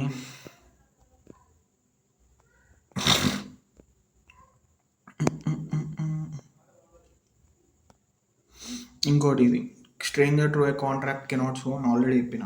దీన్నే doctrine of privity of contract అంటాం. సో దీని ఎక్సెప్షన్స్ ఏంటంటే బెనిఫిషరీ ఆఫ్ ట్రస్ట్. ఇప్పుడు ఒక ఆయన మీద మనం ట్రస్ట్ ఏర్పాటు చేసుకున్నాం, ఆయనకు అది బెనిఫిషరీ, ఓకేనా.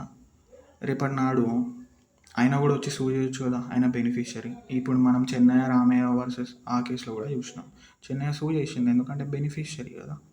అది ప్రొవిజన్స్ ఇన్ మ్యారేజ్ సెటిల్మెంట్లో ఏమైనా ప్రొవిజన్స్ ఉంటే వాళ్ళు కూడా సూ చేసుకోవచ్చు. Provisions for maintenance of marriage expenses of female members under A family arrangement.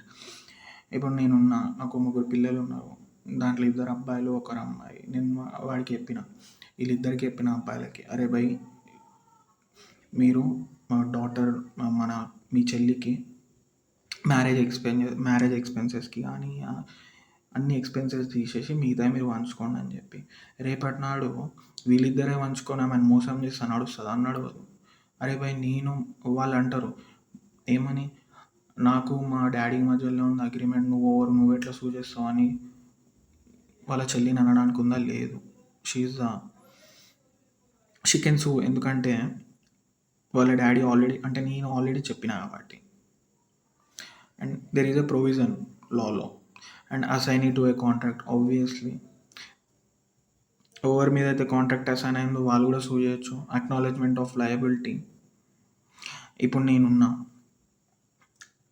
మీరు ఒకరి దగ్గరకు వెళ్ళి అప్పు తీసుకోరు, ఓకే, మీరు ఎగ్గొట్టిర్రు, సరేలే అని చెప్పి నేను పే చేసిన, 1000 రూపాయలు ఇచ్చే జాగాలో 500 ఇచ్చిన, నేను అక్నాలెడ్జ్మెంట్ చేసిన.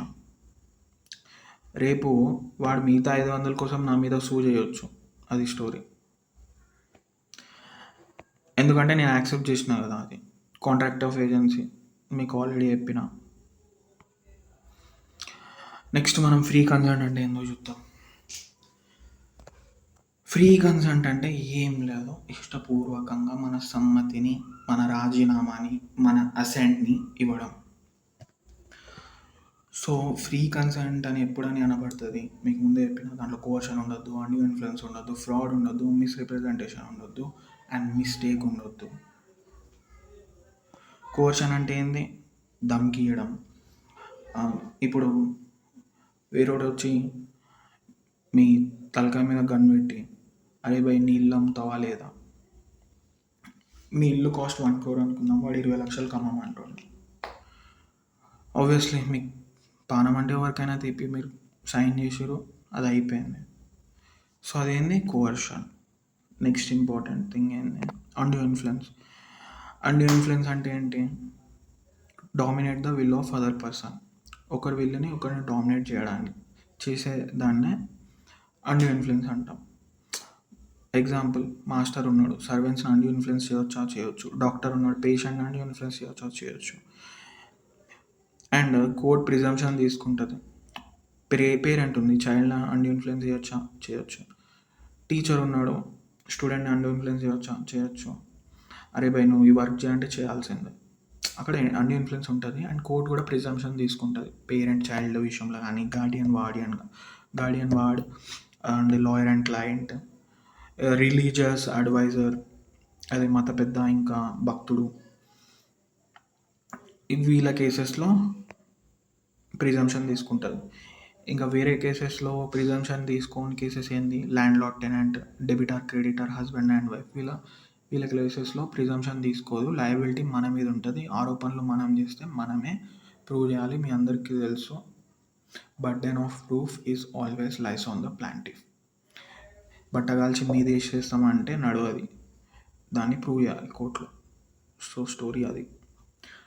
What will be the effect of యా ఇది నేను మళ్ళీ చెప్తాను వీటి ఎఫెక్ట్స్ గురించి. ఫ్రాడ్ అంటే మీకు తెలుసు, ఈ chit fund, Git fund, intention. మీకు సింపుల్ ఎగ్జాంపుల్ చెప్తా.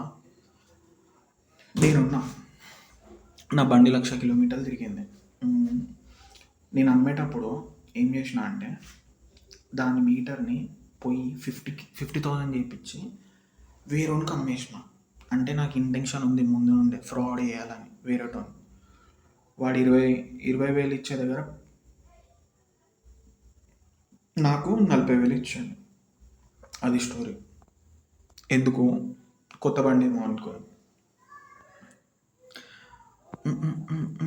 మిస్రిప్రజెంటేషన్ అంటే ఇప్పుడు ఆ కొన్నోడు ఉన్నాడు చూసినావా, ఆ కొన్నోడు ఏం చేసిండంటే వాడికి తెలియదు, వాడికి ఇంటెన్షనే లేదు, వాడిని అదే నిజం అనుకుంటున్నావు, ఏది 50,000 తిరిగినా అని. వాడు ఇంకోటికి అమ్మేసాడు.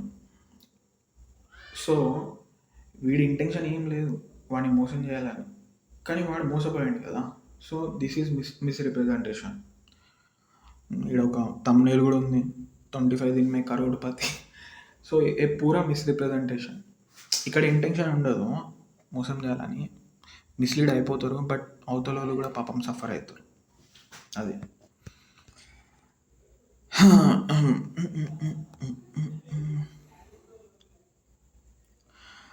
So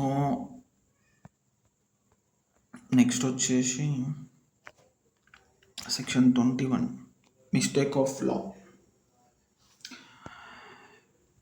so mistake of law అని ఉంటుంది, మిస్టేక్ ఆఫ్ ఫ్యాక్ట్ ఉంటుంది. మిస్టేక్ ఆఫ్ లా అనేది అస్సలు అన్ఎక్స్క్యూజబుల్. ఇగ్నోరేషియా జురిస్ నాన్ ఎక్స్క్యూజ్ యాక్ట్ అంటే ignorance of law is not an excuse. మీరు లాని ఇగ్నోర్ చేస్తే మీరు ఎక్స్క్యూజ్ చేయబడరు, మీరు దాని కాన్సిక్వెన్సెస్ ఫేస్ చేస్తారు. But mistake of fact, bilateral mistake ఉంటే, అదే ఫర్ ఎగ్జాంపుల్ ఇద్దరం తప్పుగా ఎంటర్ అయినాం. ఇప్పుడు ఎట్లా అంటే బయోలేటరల్ మిస్టేక్ అంటే ఒక హార్స్ అమ్మాలనుకున్నాడు అవతలోడు, నేను కొనాలనుకున్నా, మా ఇద్దరి మధ్యలో కాంటాక్ట్ అయిపోయింది, అది ఏమైంది సడన్గా పిడుగుపడు ఏదో సంథింగ్ అయ్యి హార్స్ చనిపోయింది. సబ్జెక్ట్ మ్యాటరే ఎగిరిపోయింది, చనిపోయింది. సో ఇది బయోలేటరల్ మిస్టేక్, ఇది వాయిడ్ అన్నమాట, ముందు నుండే వాయిడ్. యూనిలేటరల్ మిస్టేక్ అంటే నా ఒక్కడిదే ఉంది మిస్టేక్, అవతల ఉంది ఏం మిస్టేక్ లేదు, అప్పుడు అది వ్యాలిడే, వాయిడ్ కాదు. అండ్ మిస్టేక్ ఆఫ్ ఫారెన్ లా అని ఉంటుంది. అంటే మన కంట్రీ మిస్టేక్ ఏమో, ఇండియన్ లా మిస్టేక్ ఏమో వ్యాలిడ్, మనం అకౌంటబుల్. ఫారెన్ లా మిస్టేక్ని ఎట్లా ట్రీట్ చేస్తామంటే అది మిస్టేక్ ఆఫ్ ఫ్యాక్ట్ కింద ట్రీట్ చేస్తాం, అండ్ ఇట్ ఈస్ ఎక్స్క్యూజ్డ్, అది ఎక్స్క్యూజ్ చేయబడుతుంది. ఇక్కడ అదే ఉంది, mistake of law, mistake of fact, bilateral and unilateral. Bilateral is void, unilateral is valid. And ఇంకొకటి ఇక్కడ మీకు చెప్పడం మర్చిపోయినాను, కోవర్షన్ కానీ, అండ్ ఇన్ఫ్లుయెన్స్ కానీ, ఫ్రాడ్ కానీ, మిస్రిప్రజెంటేషన్ కానీ, ఇవి ఏవైనా అయినాయి కాంట్రాక్ట్లో అంటే ఈవెన్ మిస్టేక్లో బైలేటరల్ మిస్టేక్ అయితే వాయిడ్. సో ఇవన్నీ ఎట్లా అంటే ఈ 4 ఉంటే ఏంటంటే voidable at the option of the party. తర్వాత ఇవన్నీ మనం ఫేస్ చేసినాక కోవర్షన్, అండ్ ఇన్ఫ్లుయెన్స్, ఫ్రాడ్, మిస్రిప్రజెంటేషన్, ఇది మన ఇష్టం అన్నట్టు. మన కోర్టుకి పోయి దీన్ని తప్పు పట్టవచ్చు, దీన్ని అవాయిడ్ చేసుకోవచ్చు, లేదంటే పర్ఫామ్ చేయవచ్చు. ఎందుకంటే ఆప్షన్స్ ఉన్నాయి మన దగ్గర. ఇప్పుడు మీరు కోవర్షన్లో చూస్తే పానం కన్నా తీపి అనుకుంటే గమ్మున ఇంట్లో ఉంటాం, ఆబ్వియస్లీ అది వ్యాలిడ్ అయిపోతుంది. గమ్మున ఉంటే కోర్టుకి వెళ్తేనే there is a question of validity. ఓకేనా? సో నెక్స్ట్ ఏంది,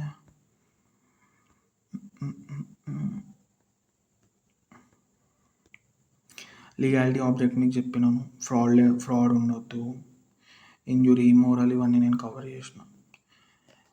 నెక్స్ట్ మనము వాయిడ్ అండ్ ఇల్లీగల్ అగ్రిమెంట్స్ అంటే చూద్దాం ఏందో. అండ్ ఇది ఇక్కడ చదువుకోండి, పబ్లిక్ పాలసీ అంటే ఏందో. Agreements in restrictions of personal freedom, constitution నాకు పర్సనల్ ఫ్రీడమ్ ఇచ్చింది, దాన్ని ఎవరైనా ఆపుతూ అగ్రిమెంట్ చేస్తే అది వాయిడ్. మ్యారేజ్ బ్రోకరేజ్, ఇప్పుడు ప్రీస్ట్ ఉన్నాడు, అతను ఏదో ఒక సంబంధం తెచ్చిండు, లేటర్ ఆన్ నేను పైసలు ఇవ్వలే ప్రీస్ట్కి, అది కూడా వాయిడే, పబ్లిక్ పాలసీ అగేన్స్ట్ కాబట్టి. Agreement in restaurant of marriage, నేను ఒక ఇప్పుడు ఎవరైనా ఉన్నారు, అది నువ్వు పెళ్లి చేసుకోకరాబే అని చెప్తే అది నడుస్తుందా? నడవదు, ఇది కూడా ఫండమెంటల్ రైట్, ఇది కూడా వాయిడే. అగ్రిమెంట్ ఇన్ రిస్ట్రెయిన్ అంటే నథింగ్ బట్ ఏంటంటే స్టాప్, ఒకరిని ఆపడం. పేరెంటల్ రైట్స్, ఇది కూడా వాయిడే. Agreement in restrain of trade, ఇది ఫండమెంటల్ రైట్, ఎవరైనా ఎక్కడైనా ట్రేడ్ చేసుకోవచ్చు, అంటే బిజినెస్ చేసుకోవచ్చు. అరే భయ్ నువ్వు నేను నా దుకాణం ఈడు ఉంది కాబట్టి నువ్వు పక్కన ఇంకో దుకాణం పెట్టకు అంటే నడుస్తుందా? నడవదు. అట్లా అగ్రిమెంట్ చేసినా కూడా వాయిడే.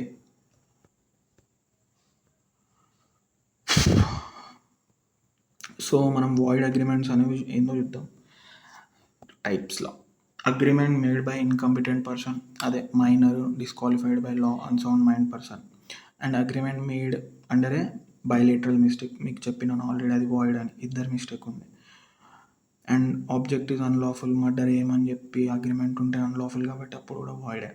Object in unlawful in part, అంటే కొంచెం పార్ట్ ఏమో వ్యాలిడ్ ఉంది, లీగల్ ఉంది, కొంచెం పార్ట్ ఏమో ఇల్లీగల్ ఉంది. అంటే ఇప్పుడు ఎట్లా అంటే దీనికి ఎగ్జాంపుల్, నేను ఇల్లు అమ్ముతున్నా 5 లక్షలకి, నువ్వు దీంట్లో గ్యాంబ్లింగ్ చేయాలి అని ఉంటుంది, అప్పుడు ఏమవుతుంది? అది అన్లాఫుల్, అది కూడా void. Agreements made without consideration లేకపోతే అది వాయిడ్ జనరల్గా, కానీ ఎక్సెప్షన్స్ మీకు ఆల్రెడీ చెప్పిన. Agreement to do impossible act, అదే సచ్చినోని లేపడం, అదేమంటారు చందమామని భూమి పైనకు తీసుకురావడం, ఇవన్నీ కాని పనులు. 1000 కిలోమీటర్ల స్పీడ్తో ఉరకడము, ఇవన్నీ అవ్వనివి.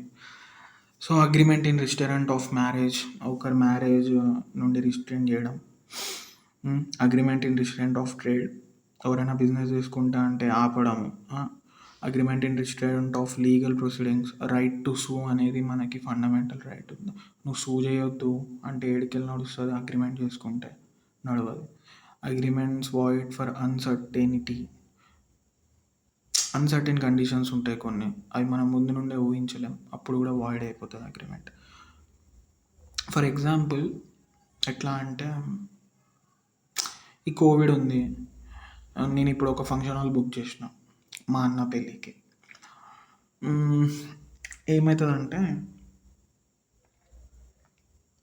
నేను బుక్ చేయకముందు కోవిడ్ లేదు. నేను బుక్ చేసినాక కోవిడ్ వచ్చింది. అప్పుడు 1000 మందికి బుక్ చేసిన. లేటర్ ఆన్ నాకు వాడు ఏం చెప్తాడంటే ఫంక్షన్ హాల్ కాల్ చేసి ఇప్పుడు 50 మంది అలౌడ్ అంటాడు.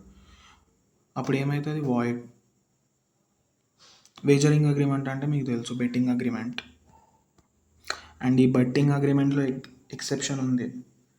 ఈ హార్స్ రేసింగ్ ఉంది చూసారా, ఇది మాత్రం వ్యాలిడ్ ఇండియాలో. ఇంకా ఇది ఒకటి ఎక్సెప్షన్. ఇక్కడ అగ్రిమెంట్ ఇన్ రిస్ట్రెంట్ ఆఫ్ మ్యారేజ్కి ఎక్సెప్షన్ ఉంది. అవును, మైనర్ అగ్రిమెంట్ని మైనర్ పెళ్ళి చేసుకుంటా అంటే మనం పోయి ఆపొచ్చు కదా, కరెక్టే కదా. ఈవెన్ దీంట్లో టోటల్ రిస్ట్రెంట్ అని ఉంటుంది, ఇంకా పార్షల్ రిస్ట్రెంట్ అని ఉంటుంది. ఏది ఉన్నా కూడా వాయిడే. అండ్ ఇంకా అగ్రిమెంట్ ఇన్ రిస్ట్రెంట్ ఆఫ్ ట్రేడ్లో దీంట్లో ఎక్సెప్షన్స్ ఉంటాయి. అవుట్ గోయింగ్ పార్ట్నర్ అని ఉంటుంది. మీకు అందరికీ తెలుసు అవుట్ గోయింగ్ పార్ట్నర్ ఉన్నాడు, కంపెనీలో ఇన్కమింగ్ పార్ట్నర్ ఉంటాడు. అవుట్ గోయింగ్ పార్ట్నర్ ఏంటంటే వెళ్ళేటప్పుడు మనం ఏం చెప్తామంటే ఆయనని రిస్ట్రిక్ట్ చేయొచ్చు. అరే బై సేమ్ బిజినెస్ నువ్వు ఇంత టైం వరకు మళ్ళీ ఎక్కడ పెట్టకరా అని చెప్పి. నెక్స్ట్ ఏంది, sales is business along with the good will. ఇప్పుడు టీ టైం అని మనం బాగా చూస్తున్నాం ఆడిగా, మీరు కొనాలనుకోరు, టీ టైం వాడు గుడ్ విల్తో సహా అమ్మేషన్. మళ్ళీ సేమ్ బిజినెస్ని వాడు ఇంకో దగ్గర ఇంకో పేరు పెట్టి స్టార్ట్ చేయడానికి లేదు. Okay. Agreement of service. Service అంటే ఏం లేదు, ఇప్పుడు నేను మా ఫ్రెండ్ ఒక అగ్రిమెంట్లోకి వచ్చింది, మరి బిజినెస్ చేద్దాం రా అని చెప్పి. మేము అగ్రిమెంట్లో ఏం రాసుకున్నామంటే అగర్ ఈ అగ్రిమెంట్ని మనం బ్రీచ్ చేస్తే నువ్వు నాకు ఇంత కాంపన్సేషన్ పేయాలి, నేను నీకు ఇంత కాంపన్సేషన్ లైక్ అదే డ్యామేజెస్ మేము మెన్షన్ చేసుకుంటాం. దీని అర్థం ఏంటంటే ఇంకో బిజినెస్ స్టార్ట్ కావద్దు, ఈ బిజినెస్లోనే ఉండాలి అనేది దీని థీమ్. సో ఇది కూడా. Next, trade combinations are valid as long as they are not. Trading combinations అంటే ఇప్పుడు ఒక కంపెనీ వాడు ఉన్నాడు, సెల్లర్ బయర్ అనుకున్నాం. సెల్లర్ అంటుండు నేను ఇది నీకే అమ్ముతా అంటుండు, బయర్ అంటుండు నేను ఇది నీ దగ్గరికి వెళ్ళి కొంటా, వేరే దగ్గరికి వెళ్ళి కొనా అంటుండు. ఇక్కడ ఏమవుతుందంటే as long as there is no monopoly, ఎందుకంటే వీళ్ళిద్దరే ఇన్వాల్వ్ అవుతారు, వేరేలని ఇన్వాల్వ్ అవ్వని ఇస్తలేవు. మోనోపలి ఉంటే ఇది వాయిడ్ అయిపోతుంది అన్లెస్ అంటే ఇది valid. Okay. Agreement in right to సూ మీకు ఆల్రెడీ చెప్పినాం.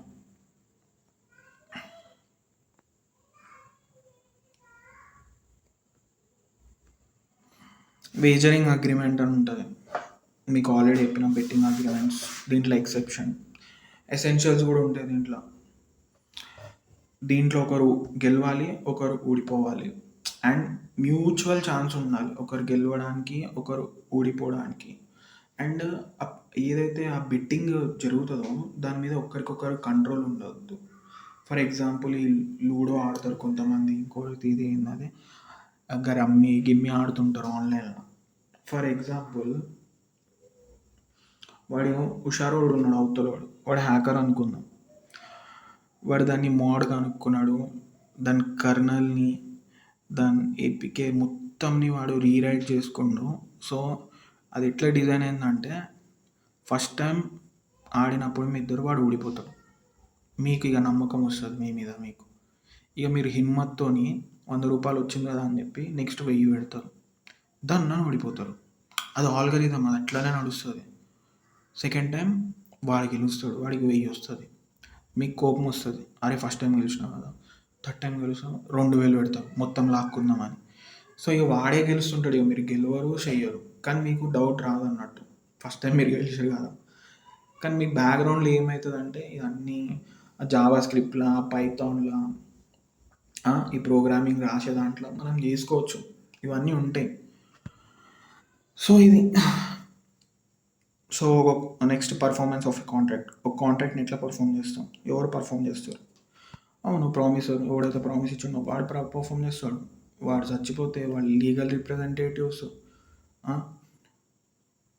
లేదంటే ఏజెంట్ ఆఫ్ ద ప్రామిసర్, ఒకవేళ వాడికి ఎవరైనా ఏజెంట్ అప్లోడ్ చేసుకుంటే తను పర్ఫామ్ చేస్తాడు. Even third person if promisee permits, అవతలోడు ఒప్పుకున్నాడు అరే ఎవడైనా పర్లేదని, అప్పుడు వేరే వాళ్ళు కూడా చేయవచ్చు. Next, effect to accept offer of performance. ఇప్పుడు ఎట్లుంటుందంటే పర్ఫార్మెన్స్ అవ్వకుండా ఒకరు రిఫ్యూజ్ చేస్తారు. ఇప్పుడు ఫర్ ఎగ్జాంపుల్ నేను కారు కొనాలనుకున్నా. నేను కాల్ చేసిన అవతలోనికి, "అరే భయ్ నేను కారు కొనాలనుకున్నా అనేది రేపు వచ్చేసేయి" అని చెప్పి నేను చెప్తా 2,00,000కి. అవతలోడు కారు తీసుకొని వచ్చేసాడు. నేను ఇప్పుడు రిఫ్యూజ్ చేస్తున్నా. చేయొచ్చా అంటే చేయొచ్చు.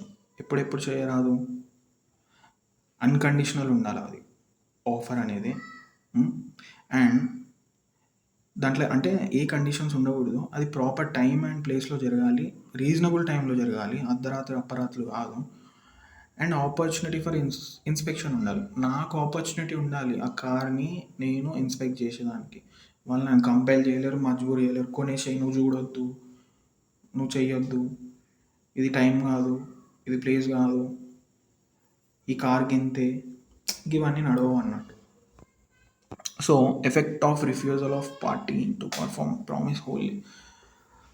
ఇక్కడ ఎగ్జాంపుల్ ఏంటంటే, నేనున్నా ఏం చేసిన అంటే, నాకు ఒక షాపింగ్ మాల్ ఉంది.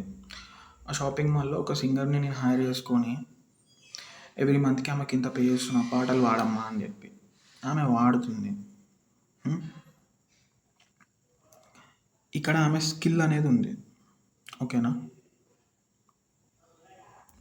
సడన్గా ఏమైందంటే ఆమె పాడడం ఆపేసింది అనుకుందాం. ఆమె పాడడం మొత్తానికి ఆపేసింది. అప్పుడు నాకు లాస్ అవుతుందా? అవుతుంది. నేను ఏం చేయాలి అప్పుడు? ఆబ్వియస్లీ ఆమెని నేను కంపెల్ చేస్తాను పర్ఫామ్ చేయమని. అదే ఇక్కడ ఉంది.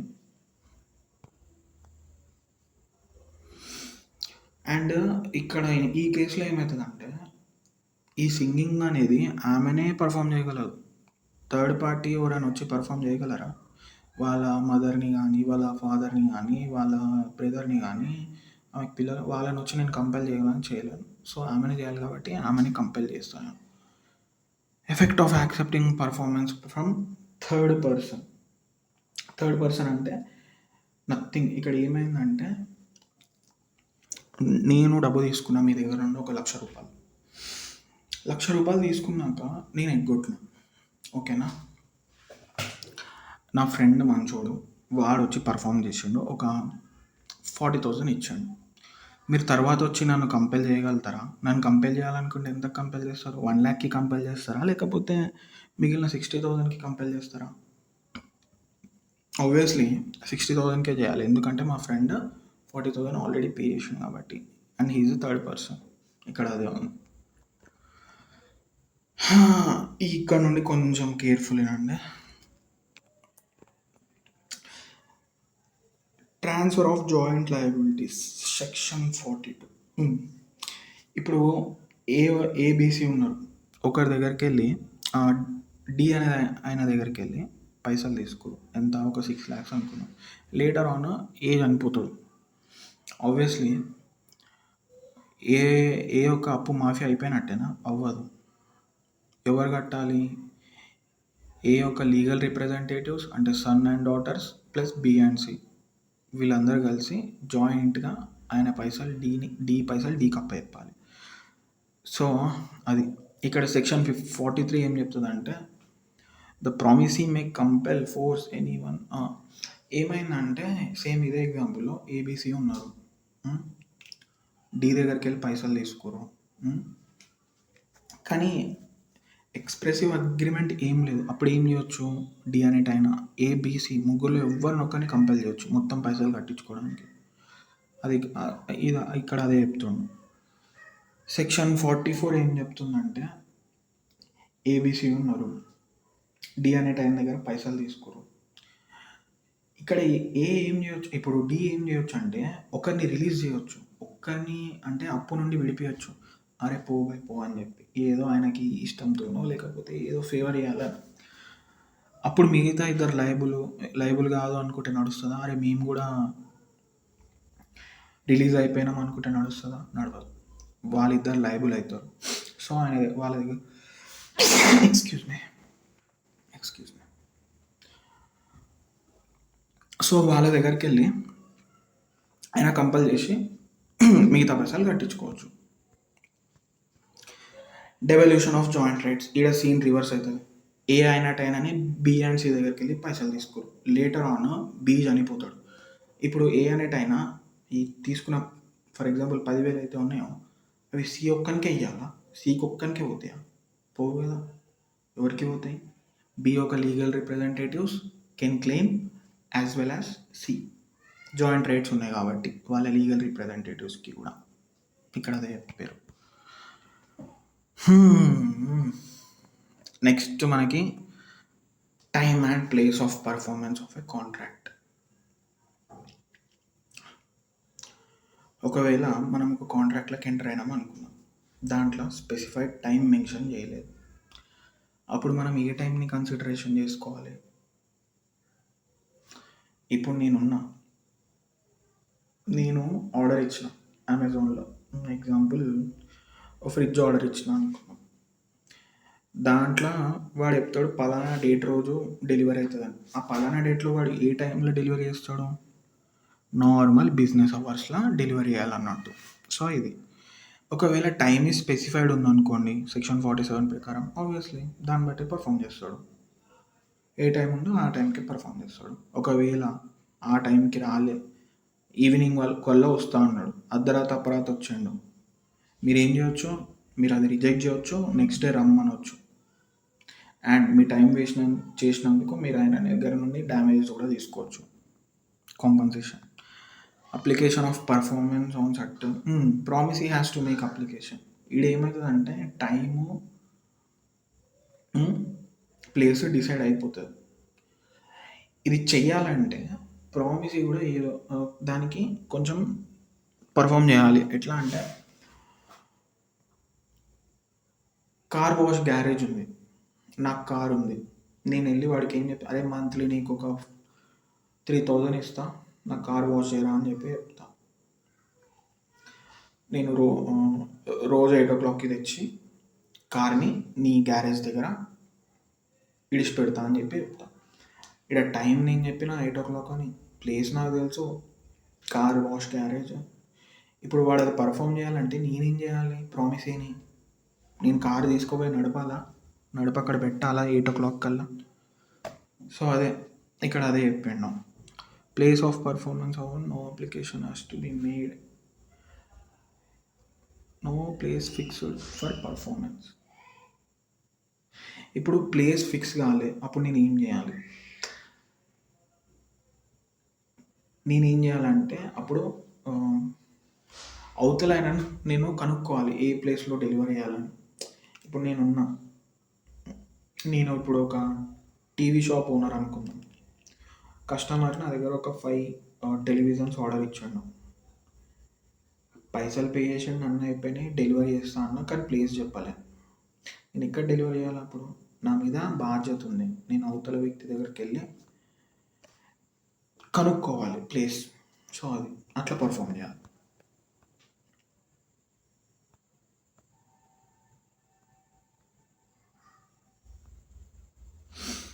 Next performance in manner or at time prescribed or sanctioned by promising. ఈడేమవుతుందంటే నాకు అర్జెంటుగా అప్పు కావాలి, పైసలు కావాలి, నేను మా ఫ్రెండ్ దగ్గరికి వెళ్ళి లోన్ తీసుకున్నాను, వాడు ఇచ్చాడు, కానీ నేను రీపే ఎప్పుడు చేయాలో టైం తెలియదు, ప్లేస్ తెలియదు, ఏం తెలియదు. అప్పుడు నేనేం చేయాలి? మా ఫ్రెండ్కి కాల్ చేసి నేను కనుక్కోవాలి, అరే బై ఎట్లా పర్ఫామ్ చేయమంటావు, ఎక్కడ పర్ఫామ్ చేయమంటావు, ఎప్పుడు పర్ఫామ్ చేయమంటావు, ఇది కనుక్కోవాలి. సో ఇది అన్నట్టు. నెక్స్ట్ మనకు వచ్చేస్తే రెసిప్రోకల్ ప్రామిసెస్. రెసిప్రోకల్ ప్రామిసెస్లో మనకి టైప్స్ ఉంటాయి. First simultaneous promise. నేను షాప్కి వెళ్తా, చాక్లెట్ కొనుక్కుంటా, పైసలు ఇస్తాం, ఇదేంటి? సైమల్టేనియస్, ఒకరినొకరు అప్పటికప్పుడే ఇచ్చిపుచ్చుకున్నాం కాబట్టి ఇది రెసిప్రోకల్ ప్రామిస్ అవుతుంది. ఆర్ ఎల్స్ ఫర్ ఎగ్జాంపుల్ ఇక్కడ నేను అమెజాన్లో ఆర్డర్ ఇచ్చిన, ఇది ఎట్లుంటుంది అంటే ఒకరి మీద ఒకరు డిపెండ్ అయి ఉంటుంది. ఒకటి పర్ఫామ్ చేయకపోతే ఒకటి పర్ఫామ్ చేయనక్కర్లేదు. అమెజాన్లో ఆర్డర్ ఇచ్చిన, సిఓడి పెట్టిన, ఇంటికి ఆర్డర్ వచ్చింది, డెలివరీ అయ్యింది. ఇప్పుడు ఇంటికి సిఓడి పెట్టినాక నా దగ్గర పైసలు లేవు, ఇప్పుడు ఆడు సీఓడి ఇస్తాడా నాకు? ఇయ్యడు. Cash on delivery. అంటే నేను పైసలు ఇస్తేనే వాడు ఇస్తాడు. సో అది. ఇంకోటి నెక్స్ట్ వచ్చేసి order of performance. Order mention చేసి ఉంది, జొమాటో ఉంది ఫుడ్ డెలివరీ. ఆర్డర్ ఇచ్చిన, సిఓడి పెట్టిన, ఫస్ట్ నేను పైసలు ఇస్తాను, నెక్స్ట్ నాకు డెలివరీ ఇస్తాడు. అంటే ఆల్రెడీ ఫిక్స్డ్ ఉంది ఎట్లా పర్ఫామ్ చేయాలో ఆర్డర్. ఒకవేళ ఫిక్స్ చేసి లేదంటే జనరల్ మేనర్లో పర్ఫామ్ చేయాలి. అంటే దీనికి ఎగ్జాంపుల్ మనం చూద్దాం. ఏబి అనేటైనా ఉన్నారు. ఏ ఏం చెప్పిండంటే నేను నీకు ఇల్లు కడతా, తర్వాత నాకు పైసలు అని చెప్పి కాంట్రాక్ట్లోకి వెళ్ళిండు. అంటే ఇక్కడ ఫస్ట్ ఎవరు పర్ఫామ్ చేయాలి? జనరల్గా చూస్తే సారీ స్పెసిఫిక్గా ఆల్రెడీ పర్ఫార్మెన్స్ మెన్షన్ చేసింది కాబట్టి ఏ అనేటోడు ఫస్ట్ ఇల్లు కట్టినాకనే బి అనేటోడి దగ్గరికి వెళ్ళి పైసలు తీసుకోగలుగుతాడు. అదే ఇప్పుడు జనరల్ పర్ఫార్మెన్స్లో చూస్తే ఇదే ఎగ్జాంపుల్ని నేను తిప్పి చెప్తా. ఏబి ఉన్నారు, కాంట్రాక్ట్లోకి వెళ్ళిర్రు. ఏని బి ఇల్లు కట్టమన్నాడు, కానీ బి ఏం చెప్పిండంటే మెటీరియల్ నేను ఇస్తా అన్నాడు. ఆబ్వియస్లీ ఇక్కడ ఫస్ట్ ఎవరు పర్ఫామ్ చేయాలి? బి పర్ఫామ్ చేయాలి. మెటీరియల్ లేని ఇల్లు ఎట్లా కడతాడు? కట్టలేడు. సో జనరల్గా ఏమనుకుంటాం? బిఏ పర్ఫామ్ చేయాలనుకుంటాం. సో అది. నెక్స్ట్ వచ్చేసి liability of a party preventing event on which the contract is to take effect. ఇప్పుడు ఏమైందంటే నేను ఒకనికి షాప్ ఓన్కి అరే నాకు 1000 బ్యాగ్స్ రైస్ బ్యాగ్స్ ఒక 1000 కేజీస్ రైస్ బ్యాగ్స్ వేయరా అని చెప్పి నేను చెప్పిన. వాడు రెడీ ఉన్నాడు పర్ఫామ్ చేయడానికి. బట్ నేనేం చేసిన, తీరా డేట్ వచ్చేసరికి, పర్ఫామ్ చేసే డేట్ వచ్చేసరికి నేను వన్ ఫోన్ లిఫ్ట్ చేస్తలేను. నన్ను నేను ఇంట్లో బందీగా పెట్టుకున్నా. అప్పుడు అవతలోడు ఏం చేస్తాడు? ఆబ్వియస్లీ లైట్ అయినా తీసుకోవచ్చు, నన్ను లయబుల్ అయినా చేయొచ్చు. ఆయన ఏవైతే for a mean time 8000 KG of rice ఏవైతే ఎవరికి కాకుండా అయినాయో అండ్ ఈవెన్ ఆయన టైం వేస్ట్ అయిందో దానికోసం ఆయన నన్ను సూ చేయొచ్చు. So next conditional and dependent. అంటే బోత్ ఉన్నాయి. కండిషన్ ఉంది కాంట్రాక్ట్లో, ఈవెన్ డిపెండెంట్. ఇది ఎట్లా అంటే ఇప్పుడు నేను ఒక కార్పెంటర్కి చెప్పిన బై మా ఇంట్లో కబోర్డ్స్ చేయని చెప్పి. ఆయన చేస్తా అన్నాడు. బట్ నేనేం చేసిన అంటే కండిషన్ పెట్టిన, మెటీరియల్ నేనే సప్లై చేస్తా అని. ఇప్పుడు ఆడ ఏమైందంటే నేను ఇప్పుడు మెటీరియల్ సప్లై చేస్తలేను. ఆయన పాపం ఇంట్లో వచ్చి ఉన్నాడు, పనులన్నీ మానుకొని. ఆయన టైం వేస్ట్ అవుతుంది. అప్పుడు ఆయన ఏం చేయొచ్చు? నన్ను కంపెల్ చేయొచ్చు, నన్ను సూ చేసి డ్యామేజెస్ క్లెయిమ్ చేయొచ్చు. ఎందుకు? కండిషన్ ఏంది? నేనే తెస్తా ఉన్నా. ఆయన పాపం డిపెండెంట్, నా మీద డిపెండ్ అయి ఉంటున్నారు. సో అది ఎగ్జాంపుల్. రెసిప్రోకల్ ప్రామిసెస్లో ఇక్కడ సెక్షన్ 57 ఏం చెప్తుందంటే లీగల్ అండ్ ఇల్లీగల్ ఇంతకుముందు మీకు ఆల్రెడీ ఒక ఎగ్జాంపుల్ చెప్పిన. ఒక కాంట్రాక్ట్లో లీగల్ పార్ట్ ఉంటుంది, ఇల్లీగల్ పార్ట్ ఉంటుంది. అప్పుడు ఏమవుతుంది? ఆ కాంట్రాక్ట్ ఇల్లీగల్ పార్ట్ వాయిడ్ అయిపోతుంది, లీగల్ పార్ట్ వ్యాలిడ్ అయిపోతుంది. నేను ఇంతకుముందు చెప్పిన నేను ఒక ఇల్లు అమ్ముతా అన్న 5 lakhsకి. కండిషన్ నేను ఏం పెట్టినా అంటే దీంట్లో నువ్వు ఓన్లీ దాన్ని ఏమంటారు, పేకాట ఆడాలనో గ్యాంబ్లింగ్ చేయాలనో పెట్టిన. పేకాట గ్యాంబ్లింగ్ లా కళ్ళల్లో band, lawfully band, illegal. So ఇది అనేది వాయిడ్ అయిపోతుంది. బట్ ఏదైతే నేను హౌస్ సెల్ చేసినానో ఇది వ్యాలిడ్ అయిపోతుంది. ఇప్పుడు when time is the essence of contract. ఇప్పుడు టైమే ఎసెన్స్ అయినప్పుడు కాంట్రాక్ట్లో అప్పుడు ఏం చేస్తాం? ఇప్పుడు ఎగ్జాంపుల్, మా ఫ్రెండ్ పెళ్ళి ఉంది, ఫస్ట్కి పెళ్ళి ఉంది అనుకుందాం. సెకండ్కి పెళ్ళి ఉంది అనుకుందాం. నేనేం చెప్పిన, అరే భయ్ ఫస్ట్ కల్లా నాకు సూట్ ఇచ్చేసేరావే, ఈవెన్ నేను 1000 రూపాయలకి ఎక్స్ట్రా ఇస్తా అని చెప్పి 10,000 అయినా పర్లే అని చెప్పి నేను అన్నా. అంటే చెల్తా అని చెప్పేసిన. వాడు ఏం చేసిండు? నాకు ఎప్పుడు ఇవ్వాలి, ఫస్ట్కి ఇవ్వాలా, ఇవ్వలేదు. ఇక్కడ టైం అనేది అసెన్స్. సెకండ్ రోజు ఇస్తే నాకు ఫాయిదా ఉందా? లేదు. అప్పుడు నా దగ్గర ఏం ఆప్షన్ ఉంది? ఐదర్ ఐ కెన్ రీసెండ్ అంటే క్యాన్సిల్ చేయొచ్చు, ఆర్ నేను యాక్సెప్ట్ చేయొచ్చు. ఇన్ బోత్ కేసెస్ నేను డ్యామేజ్ కూడా క్లెయిమ్ చేయొచ్చు. ఇప్పుడు time is essential, not essential అనుకుందాం. ఫర్ ఎగ్జాంపుల్, నేను ఒక హోటల్ పోయినా, అరే చికెన్ బిర్యానీ దేరా అంటే వాడు వెజ్ బిర్యానీ పట్టుకొచ్చాడు. ఇక్కడ టైమ్ ఈజ్ నాట్ ఎసెన్షియల్. అప్పుడు నేను ఏం చేయొచ్చు? వెజ్ బిర్యానీ వద్దురా, చికెన్ బిర్యానీ తేరా అని చెప్పొచ్చు. ఆర్ ఎల్స్ నా పైసలు నాకు ఇరా అని చెప్పొచ్చు. డ్యామేజెస్ క్లెయిమ్ చేయొచ్చు. సో ఇదన్నమాట. అగ్రిమెంటుడు ఇంపాసిబుల్ యాక్ట్. ఇంపాసిబుల్ యాక్ట్ అంటే మీకు ఆల్రెడీ చెప్పిన. అగ్రిమెంట్ అంటే ఇన్ రిటర్న్లో ఇప్పుడు హిందూ మ్యారేజ్ యాక్ట్ ప్రకారం ఒక ఆమెనే పెళ్లి చేసుకోగలడు. కానీ నీ మీద నాకు ఇష్టం ఉంది, నేను రాసిస్తా, నేను పెళ్లి చేసుకుంటా అని చెప్పి అగ్రిమెంట్ రాసిచ్చిండు అనుకో, అది వాయిడ్. అర్థమైందా? ఎందుకంటే దీంట్లో ఇది బిగినింగ్ నుండి వాయిడ్ అండ్ ఇది అన్లాఫుల్. సో ఇంపాసిబుల్ ఇదే, సచ్చినోని లేపుకొని తీసుకొస్తా, నేను గంటకు 300 స్పీడ్లో ఉరుకుతా, ఇవన్నీ వాయిడ్ అన్నట్టు. ఓకేనా? అండ్ సెక్షన్ 56లో మనకి ఇనీషియల్ ఇంపాసిబిలిటీ అని ఉంటుంది, ఇంకొకటి సబ్సిక్వెంట్ ఇంపాసిబిలిటీ అని ఉంటుంది. ఇనీషియల్ ఇంపాసిబిలిటీ అంటే ఇప్పుడు ఏదైతే నేను ఎగ్జాంపుల్ చెప్పినానో, సచ్చినోని లేపుకొస్తా, లేదంటే బైగమి కమిట్ చేయడము, ఇవన్నీ ఇనీషియల్ అంటే void from the beginning. Subsequent ఇంపాసిబిలిటీలు ఏంటంటే, నేను పాట పాడతా అని చెప్పి ఒక ఆయన దగ్గర ఫర్ ఎగ్జాంపుల్ ఒక మాల్లో నేను కాంట్రాక్ట్ తీసుకున్నాను. లేటర్ ఆన్ ఏమైందంటే, నేను ఎంటర్ అయినప్పుడు కాంట్రాక్ట్ వ్యాలిడే ఉండే, నా పైసలు నాకు ఇస్తుండే, ఒక నెల పోయినా నా జాబ్ నేను చేసుకున్నాను. సెకండ్ మంత్లో ఏమవుతుందంటే మాల్ కాలిపోయింది ఫైర్ యాక్సిడెంట్లో. నేనేం చేస్తాను, వాడు ఏం చేస్తాడు, మాలే కాలిపోయింది, నేను ఏడపోయి పాటలు పాడాలి?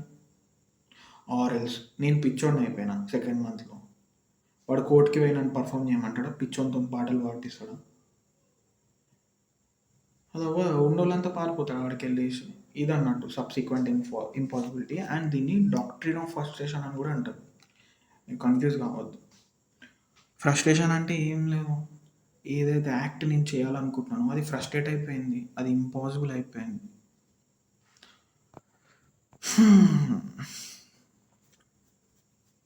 నెక్స్ట్ అప్రోప్రియేషన్ ఆఫ్ పేమెంట్స్ అని ఉంటుంది. ఇక్కడ ఏం లేదు, సింపుల్గా చెప్తా. ఒకడు మల్టిపుల్ అప్పులు తీసుకుండు, ఒకసారి 1,00,000 తీసుకుండు, ఒకసారి 2,00,000, ఒకసారి 5,00,000 వగేరా వగేరా లైన్.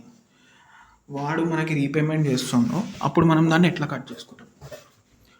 ఒకసారి 5 lakhs ఇచ్చిండు, ఒకసారి 2 lakhs ఇచ్చిండు, ఒకసారి 1 lakh ఇచ్చిండు, 5, 6, 7, 8 lakhs ఇచ్చాడు.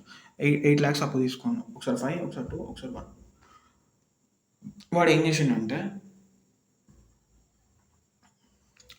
3 lakhs ఇచ్చాడు రిటర్న్. దాన్ని నువ్వు ఎట్లా అప్రోప్రియేట్ చేస్తావు పేమెంట్స్లో? అయితే 3 కండిషన్లు ఉంటాయి అన్నట్టు.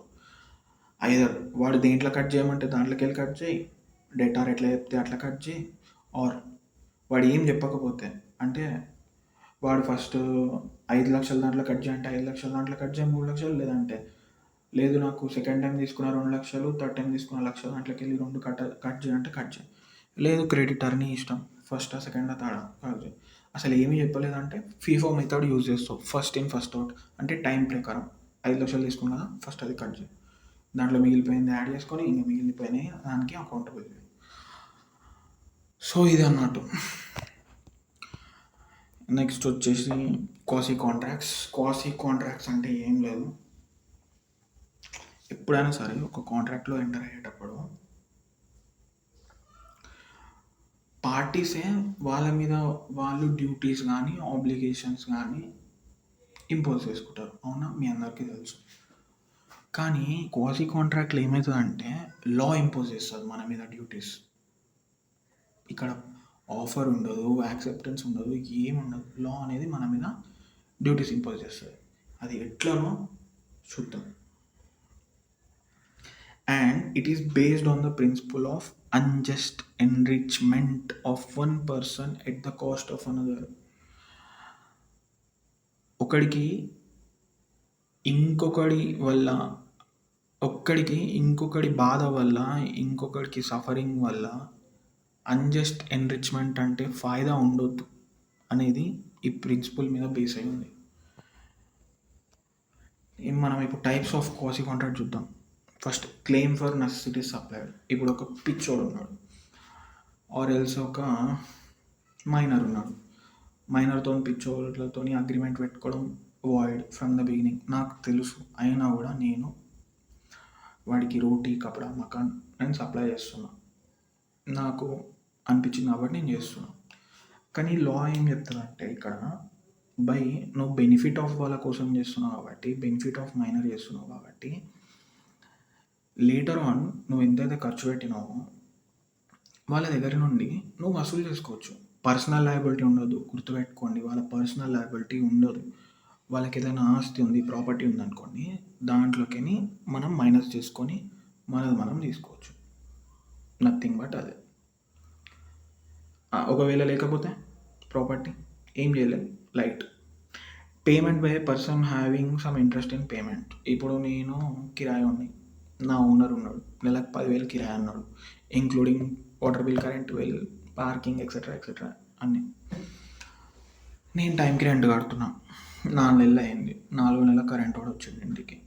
దాని మీటర్ కట్ చేయడం పోతుంది. నేను చూసిన, అరే ఏం చేస్తున్నారు అవి అంటే, మీ ఓనర్ నాకు 4 నెలలకి వెళ్ళి కరెంట్ బిల్ కట్టట్లే మాకు, అందుకే కట్ చేస్తున్నా అన్నాడు. నేనేం చేస్తున్నా అంటే, అరే బై ఆపు, నేను కడతా. Payment by interest person. ఎందుకంటే నాకు ఇంట్రెస్ట్ ఉంది ఈ పేమెంట్లో. ఇప్పుడు నేను కట్టకపోతే నాకు కరెంట్ ఉండదు. సో ఫస్ట్ నేను కడతా అని చెప్పి వానికి పైసలు కట్టేసిన. అట్లా అని చెప్పి నాకు ఓనర్కి మధ్యలో ఏమైనా ఆఫర్ యాక్సెప్టెన్స్ ఉందా? లేదు. But I can compel him to pay the amount. ఇక్కడ అదే చెప్తుంది క్వాసీ కాంట్రాక్ట్. ఈవెన్ దో మా ఇద్దరి మధ్యలో ఆబ్లిగేషన్ లేకపోయినా. Claim for any benefit received under non gratuitous act. Gratuitous act అంటే ఏంది? ఫ్రీగా సేవ్ చేయడం, ఎటువంటి ఫలితం ఆశించకుండా. నాన్ గ్రాట్యుటోస్ అంటే ఏంది? ఇప్పుడు ఒక లేబర్ వర్కర్ ఉన్నాడు, పొద్దున్నుండి సాయంత్రం వరకు కష్టపడతాడు. ఎందుకు కష్టపడతాడు? పైసల కోసమే కదా, నాన్ గ్రాట్యుటోసే కదా, మనం పే చేయాలి కదా. సో అది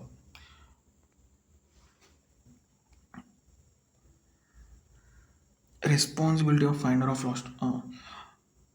ఫైండర్ ఆఫ్, ఇప్పుడు మనకి రోడ్ మీద ఏదైనా వస్తువు దొరికింది, అది మనది అయిపోతుందా? లేదు, మనం దాని ఓనర్ని ఎత్తికి పెట్టాలి. లా ఏం చేస్తుందంటే మనల్ని ఆ ఓనర్కి ఉన్న రిలేషన్షిప్ని ఎట్లా ట్రీట్ చేస్తుంది అంటే, బెయిలార్ బెయిలీ లాగా ట్రీట్ చేస్తుంది. బెయిలార్ అంటే ఏంది? ఇప్పుడు మనము ఎట్లా అంటే, మన బట్టలు ఉన్నాయి, టైలర్ షాప్ వానికి ఇస్తాం, నేను బెయిలర్, వాడు బెయిలీ. వాడు ఏం చేయాలి? వాడు దాన్ని ప్రాపర్గా స్టిచ్ చేయాలి, లేదంటే ఐరన్ చేయాలి, లేదంటే వైర్ ఏదో చేయాలి, చేసి మనకి అప్పచెప్పాలి, అంతేనా? ఎట్ ద సేమ్ ఈ ఫైండర్ ఆఫ్ లాస్ట్ గూడ్స్ని కూడా బెయిలీ లాగా ట్రీట్ చేస్తుంది లా. వాడు ఒరిజినల్ ఓనర్ని కనిపెట్టుకొని వాడికి వాని వస్తువులు అప్పచెప్పాలి. ఒకవేళ ఇక్కడ ఒక కండిషన్ ఉంది. ఇక్కడ ఏమవుతుందంటే, ఒరిజినల్ ఓనర్ ఏం చేసిండంటే రివార్డ్ డిక్లరేషన్, ఎవడైతే కనుక్కుంటాడో వాడికి ఇంత రివార్డ్ ఇస్తాను. లేటర్ ఆన్ ఏమవుతుందంటే, మనోడు వెళ్ళి ఇగో నీ వస్తువు అని ఇస్తే మనోడు రివార్డ్ ఇవ్వడు. అప్పుడు ఫైండర్ ఆఫ్ లాస్ట్ గూడ్స్ దగ్గర రైట్ ఉంటుంది, వాడు ఆ పైసలు కలెక్ట్ చేసినాకనే ఏదైతే గూడ్స్ ఉన్నాయో అది డెలివరీ చేయడానికి, అన్లెస్ అంటిల్ అతని దగ్గరే పెట్టుకోవచ్చు అది. సో అది money paid by mistake or coercion, under coercion. ఇప్పుడు నేనున్నా మీ దగ్గరికి వెళ్ళి ఒక 1000 రూపాయలు అప్పు తీసుకున్నాను అనుకుందాం, నేను మా ఫ్రెండ్, అంటే వాడు 500, నేను 500.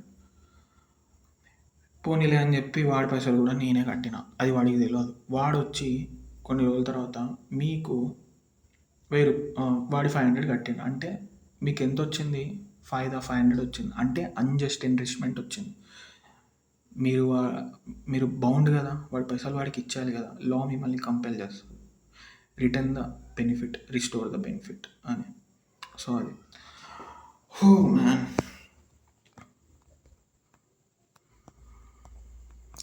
నెక్స్ట్ వచ్చి కంటిజెంట్ కాంట్రాక్ట్. కంటిజెంట్ కాంట్రాక్ట్ అంటే ఏం లేదు, it is depend on the future happening or non happening of uncertain events. అదేందో మనకి క్లియర్గా చూద్దాం. ఫస్ట్ డెఫినేషన్ చూద్దాం. A contract to do or not to do something if some event collateral to such contract does or does not happen. ఇప్పుడు నేనున్నా, ఒక bank ఉంది, bank దగ్గరికి వెళ్ళి నేను ఇప్పుడు ఫర్ ఎగ్జాంపుల్ నేను ఒక పెద్ద ఏమంటారు పెద్ద కంపెనీ ఉందనుకోండి నాకు ఎగ్జాంపుల్కి. బ్యాంక్ దగ్గరికి వెళ్ళి నేను ఒక లోన్ తీసుకుంటున్నా. షూరిటీగా మీరున్నారు, మీరు వచ్చి షూరిటీకి ఇచ్చారు. ఇప్పుడు బ్యాంక్కి నేను పైసలు మళ్ళీ తిరిగి ఇవ్వాలి. లేదంటే ఏమవుతుంది, మీరు పైసలు కట్టాల్సి వస్తుంది గ్యారంటీ ఇచ్చినందుకు. ఇది ఎవరి మీద డిపెండ్ అయింది? To do something or not to do something performance నా మీద డిపెండ్ అయి ఉంది. ఒకవేళ నేను కట్టేస్తే మీరు లయబుల్ గారు, నేను కట్టకపోతే మీరు కట్టాలా లేదా అనేది నా మీద డిపెండ్ అయి ఉంటుంది. సో ఇక్కడ అదే చెప్తాను, నేను కడతానో లేదో అని ఒక అన్హ్యాపెనింగ్ ఈవెంట్ మీద డిపెండ్ అయ్యి ఉంటుంది. To do or not to do something. Collateral అంటే సబ్సిక్వెంట్, సెకండరీ. నేను కట్టకపోతే నెక్స్ట్ పట్టుకునేది మిమ్మల్ని. సో అది essentials of contingent contract. Okay, 1 by 1 చూద్దాం. అదే నేను ఇంతకుముందు చెప్పినట్టే, to do something or not to do something, it must be uncertain, అది ఫిక్స్ అయి ఉండకూడదు. It must be collateral and it must be depending on happening or non happening of some event. ఒక్కొక్కటి చూద్దాం. మనం ఫస్ట్ పాయింట్ చూస్తే enforcement of contingent contracts on and event happening. ఎట్లా అంటే ఇప్పుడు ఒక బ్యాంక్ ఉంది, బ్యాంక్ దగ్గరికి నేను లోన్ తీసుకోవడానికి వెళ్ళినా. వాడు నన్ను సెక్యూరిటీ అడిగాడు. నేనేం చెప్పినా అంటే, నాకు ఆస్ట్రేలియా దగ్గర నుండి నాకు షిప్మెంట్ వస్తుంది, షిప్లో స్టాక్. ఆ స్టాక్ ఎప్పుడైతే ఇండియాకి రిసీవ్ అవుతుందో అది మీకు సెక్యూరిటీగా పెడతా అని అంటాడు. బ్యాంక్ కూడా ఏం చేస్తాడంటే ఒప్పుకుంటాడు, ఒక కండిషన్ పెడతాడు, ఎప్పుడైతే సేఫ్ అరైవల్ అవుతుందో ఆ షిప్ది మేము మీకు అప్పుడు లోన్ ఇస్తాం అని. అంటే ఇది ఒక ఈవెంట్ హ్యాపెనింగ్ అయితే దాని మీద డిపెండ్ అయి ఉంది. ఈవెంట్ హ్యాపెనింగ్ అంటే ఎప్పుడైతే సేఫ్ అరైవల్ వస్తుందో అప్పుడే వాడు లోన్ ఇస్తాడు, రాకపోతే లోన్ ఇవ్వడు. Okay. Enforcement of contracts contingent of non happening. Same example తీసుకోండి. నేనున్నా సేమ్ ఇన్సూరెన్స్ వాడి దగ్గరకు పోయినా, అరే భయ్ నాది ఇట్లా ఉంది, ఏంది షిప్ ఉంది, ఆస్ట్రేలియా నుండి ఇండియాకి వస్తుంది, దాంట్లో షిప్మెంట్ ఉంది, అది వస్తుందో మధ్యలో పోతుందో తెలియదు, ఇన్సూరెన్స్ ఇవ్వగలవా అని అడుగుతా. వాడు ఇస్తా అంటాడు. ఒకవేళ అది రాకపోతే, సేఫ్ అరైవల్ అవ్వకపోతే నాన్ హ్యాపెనింగ్ అంటే అది మధ్యలో ఎక్కడైనా మునిగిపోతే ఆబ్వియస్లీ నాకు పైసలు వస్తాయి. సో అది హ్యాపెనింగ్ కానీ నాన్ హ్యాపెనింగ్ కానీ డిపెండ్ అయి ఉంటుంది. Even contingent contract best example ఏంటంటే ఇన్సూరెన్స్. ఇప్పుడు మనం లైఫ్ ఇన్సూరెన్స్ తీసుకుంటాం. ఇప్పుడు లయబిలిటీ ఎప్పుడు అరైజ్ అవుతుంది కంపెనీ మీద? మనం చనిపోతేనే కదా. ఈవెన్ ఇప్పుడు బైక్ ఇన్సూరెన్స్ తీసుకున్నా, మనం బైక్ ఒకరికి గుద్దే వరకు మనం లయబిలిటీ క్లెయిమ్ చేయలేం, ఇన్సూరెన్స్ క్లెయిమ్ చేయలేం. బ్యాంక్ మీద ఎప్పుడు లయబిలిటీ ఉంటుందంటే అది అవుతుందా అవ్వదా తెలియదు, దాని మీద బేస్ అయి ఉంటుంది. అవ్వకపోతే ఏం లేదు, అవుతేనే మనం కంపెల్ చేయగలం, లయబుల్ చేయగలం. సో అది contingent contracts depends on future conduct of living person. ఇప్పుడు నేను మీకు చెప్తున్నా, ఆ పర్సన్ని మ్యారేజ్ చేసుకుంటే నేను మీకు 1 crore ఇస్తా అని చెప్పి, అది దేని మీద బేస్ అయి ఉంది? ఆ పర్సన్ని మ్యారేజ్ చేసుకునే దాని మీద బేస్ అయింది. అది అతను ఒక లివింగ్ పర్సన్. ఇప్పుడు ఆ ఎక్స్ అనే పర్సన్ చనిపోతే మీరు పర్ఫామ్ చేయగలరా? చేయలేరు. అంటే ఇది ఆయన మీద డిపెండ్ అయి ఉంది. సో అదే ఇక్కడ చెప్తున్నా, కంటిజెన్సీ ఉంది, ఒక అన్సర్టనిటీ ఉంది, అవుతుందో అవుదో తెలియదు, ఉంటాడో పోతాడో తెలియదు. సో అదే ఇక్కడ చెప్పిండు, when contracts become void which are contingent on happening or specified event within fixed time. అంటే ఏం లేదు, ఇది ఎట్లా అంటే ఇంతకుముందు ఎగ్జాంపుల్ చెప్పిన కదా, సేమ్ ఎగ్జాంపుల్లో నేను ఇక్కడ టైం యాడ్ చేస్తున్నా. బ్యాంక్ కూడా ఏం చేసిండంటే, నేను బ్యాంక్ దగ్గరికి వెళ్ళినా, లోన్ ఇరా బాబు అని చెప్పి, షిప్మెంట్ వస్తుంది నాకు అని చెప్పి, సెక్యూరిటీ పెట్టుకో అని చెప్పి. వాడు ఏమంటాడంటే నేను ఇస్తా, upon the safe arrival with in 1 year, 1 year లోపల వస్తేనే ఇస్తా, లేదంటే ఇయ్య లోన్ అంటాడు. అంటే ఇక్కడ ఒక టైం యాడ్ చేసాడు. ఈవెన్ ఇన్సూరెన్స్ ఉన్న దగ్గరకు పోయినా, అరే బాబు నాకు ఇన్సూరెన్స్ వస్తుందో రాదో తెలియదు అంటే వాడు కూడా టైం ఫిక్స్ చేసాడు. 1 ఇయర్ లోపల రాకపోతేనే ఇస్తా, తర్వాత రాకపోయినా నాకు సంబంధం లేదని వాడు అంటాడు. అంటే 1 ఇయర్ అంటే ఇప్పుడు ఫర్ ఎగ్జాంపుల్ 3 మంత్స్లోనే మునిగిపోయింది అనుకో, మనం లైబుల్ చేయొచ్చా? 1 ఇయర్లో ఎప్పుడైనా చేయొచ్చు. సో అదే agreements contingent on impossible events. Impossible అయ్యే ఈవెంట్స్ అనేవి మీకు మస్తు దగ్గర ఉన్నాయి. మీకు తెలుసు అదే సచ్చినోని లేపడం, చాంద్ ద్వారా భూమి మీదకి తీసుకురావడం, ఇవన్నీ ఇంపాసిబుల్. సో ఇక్కడ కూడా కంటిజెన్సీ ఉంటాయి. ఇది స్టార్టింగ్ నుండే వాయిడ్. నెక్స్ట్ మనం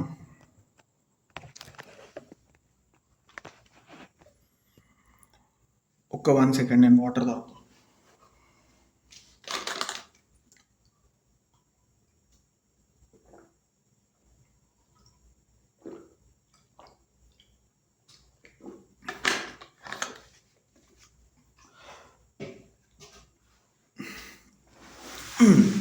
కాంట్రాక్ట్లోకి ఎంటర్ అయినాం కానీ దాన్ని డిశ్చార్జ్ ఎట్లా చేస్తాం? ఫస్ట్ మోడ్స్ ఆఫ్ చూద్దాం. డిశ్చార్జ్ బై పర్ఫామ్ చేసి డిశ్చార్జ్ చేస్తాం. అరే నేను కొంటా అన్న అవుతున్నాడు, అమ్ముతా అన్నాడు, మేమిద్దరం, నేను కొన్నా వాడా అయిపోయి డిశ్చార్జ్ అయిపోయింది, సింపుల్. డిశ్చార్జ్ బై అగ్రిమెంట్ ఒక్కొక్కటి చూసుకుంటూ వద్దాం. So discharge by performance, excuse me, దీంట్లో 2 టైప్స్ ఉంటాయి. యాక్చువల్ పర్ఫార్మెన్స్ ఉంటుంది, అటెంప్టెడ్ పర్ఫార్మెన్స్ ఉంటుంది.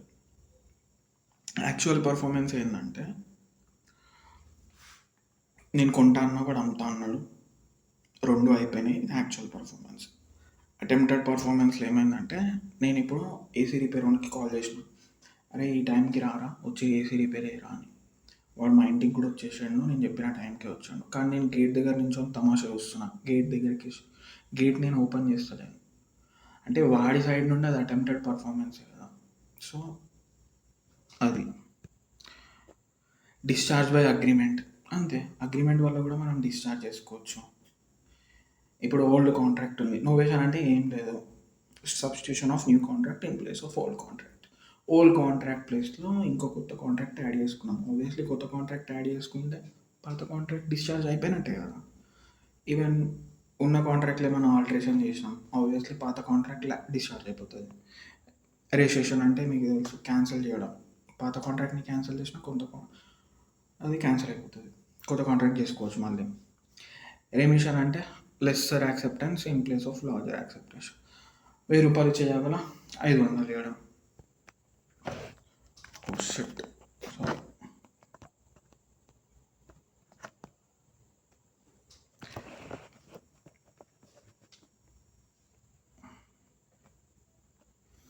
ఇంకా వేవర్ వల్ల కూడా అవుతుంది. నెక్స్ట్ సి చూస్తే discharge of contract by laps of time. Obviously అక్కడ ఒక టైం ఉంది, ఆ టైం లోపల మనం డిశ్చార్జ్ అయిపోతే ఆటోమేటిక్ డిశ్చార్జ్ అవుతుంది. నేను మనకి చెప్పినారే ఈ టైం లోపల రెస్పాండ్ కారాలి అని చెప్పి, వాడు కూడా రెస్పాండ్ అయ్యిండు. మా కాంట్రాక్ట్ 2 years వరకు అనుకున్నాం, ఈ 2 years అయిపోయినాక ఆటోమేటిక్ టైం ల్యాప్స్ అయిపోయింది కాబట్టి మళ్ళీ మేము కొత్త కాంట్రాక్ట్ చేసుకోవాలి in further. Discharge by operation of law. ఇప్పుడు ప్రామిస్ ఇచ్చినోడే చచ్చిపోయాడు, డెడ్ అయ్యిండు. ఇక్కడ ఏంటంటే పర్సనల్ లయబిలిటీ ఉంటుంది. ఈ పర్సనల్ స్కిల్ వల్ల అనుకోండి, సింగర్ ఉన్నాడు, డాన్సర్ ఉన్నాడు, వాడిని హైర్ చేసుకున్నాం, వాడే వచ్చి డ్యాన్స్ వేయగలుగుతాడు, వాడే వచ్చి పాట పాడగలుగుతాడు. ఇప్పుడు వాళ్ళ లీగల్ ఎయిర్స్ని మనం బౌండ్ చేయలేం కదా.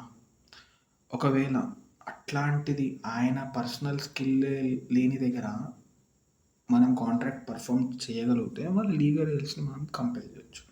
సో అది అట్లా డిశ్చార్జ్ చేయవచ్చు. నెక్స్ట్ వచ్చి ఇన్సాల్వెన్సీ. అరే వాడు ఇన్సాల్వెన్సీ అంటే మీకు తెలుసు, ఆస్తులు తక్కువ ఉన్నాయి, అప్పులు ఎక్కువ ఉన్నాయి, assets are less, liabilities are more. అప్పుడు ఏమైనా పర్సన్ ఈస్ డిక్లేర్డ్ ఇన్సాల్వెంట్, అప్పుడు కూడా డిశ్చార్జ్ అయిపోతుంది. Unauthorised material alteration. మీ ఇష్టం వచ్చినట్టు నువ్వు మెటీరియల్ ఆల్టరేషన్ అంటే ఏదైనా సబ్జెక్ట్ మ్యాటర్ కానీ ఏదైనా రూల్ని కానీ నువ్వు ఆల్టర్ చేసినా కూడా కాంట్రాక్ట్ డిశ్చార్జ్ అయిపోతుంది. మర్జర్ అంటే మర్జర్లో ఏం లేదు, ఇన్ఫీరియర్ రైట్స్ సుపీరియర్ రైట్స్తో రీప్లేస్ అవుతుంది. ఇప్పుడు మన టీచర్ ఉన్నాడు, నేను హైర్ చేసుకున్న పిల్లలకి ట్యూషన్ చెప్పాను, నాకు స్కూల్ ఉంది అనుకుందాం. ఫస్ట్ ఆఫ్ ఆల్ నేను ఇన్ఫీరియర్ రైట్ ఉండే, ఏంది పార్ట్ టైం టీచర్లా ఉండే. తర్వాత నేను ఫుల్ టైం టీచర్ని చేసిన. అప్పుడు అది దేంతో రీప్లేస్ అయింది? Part time teacher is replaced with full time teacher. అంటే పాత కాంట్రాక్ట్ అనేది డిశ్చార్జ్ అయిపోయింది, కొత్త కాంట్రాక్ట్కి వ్యాలిడ్ అయిపోయింది. Discharge by breach of contract, obviously breach చేసినాం, ఉన్నది ఉన్నట్టు ఫాలో అవ్వాలి, అప్పుడు కూడా డిశ్చార్జ్ అవుతుంది. Discharge by impossibility of performance. Impossibility చాలా దగ్గర ఉంది, మీరు గుర్తుపెట్టుకోండి. చాంతారా running 100 km/h, making a dead person alive, these all are impossibilities. ఇవి ముందు నుండే వాయిడ్, ఇవి ముందు నుండే డిశ్చార్జ్ అనుకుంటాం. Next breach of contracts and remedies for breach of contract. ఇప్పుడు మనకి బ్రీచ్ చేసేసినాం, మనకి ఏమేమి రెమెడీస్ ఉన్నాయి కాంట్రాక్ట్లో? ఒకటి యాంటిసిపేటరీ బ్రీచ్, ఇంకోటి యాక్చువల్ బ్రీచ్ ఉంటుంది. అంటే కాంట్రాక్ట్లోకి పర్ఫామ్ చేయకముందు నుండే బ్రీచ్ చేయడము, నెక్స్ట్ కాంట్రాక్ట్లో ఎంటర్ అయినాక బ్రీచ్ చేయడం. దాని అర్థమైంది. ఇది ఎట్లా ఎక్స్ప్లెయిన్ చేయాలంటే, ఇప్పుడు నేనున్నా, అరే 2 days తర్వాత నీ బండి నేను కొంటారా అని చెప్పి నేను చెప్పిన 10,000కి. కానీ 2 days కాకముందే నెక్స్ట్ డేనే నేను వేరే దగ్గరికి వెళ్ళి 8,000కి బండి కొన్నా, మంచి డీల్ వచ్చింది కాబట్టి. అంటే దీని ఏంది, 2 days కాకముందే పర్ఫామ్ చేయకముందే యాంటిసిపేటరీ, అంటే ముందుగానే నేను బ్రీచ్ చేసిన. This is called as anticipatory breach. Actual breach అంటే 2 days అయినాక బండి కొనకపోవడం. That is nothing but actual breach.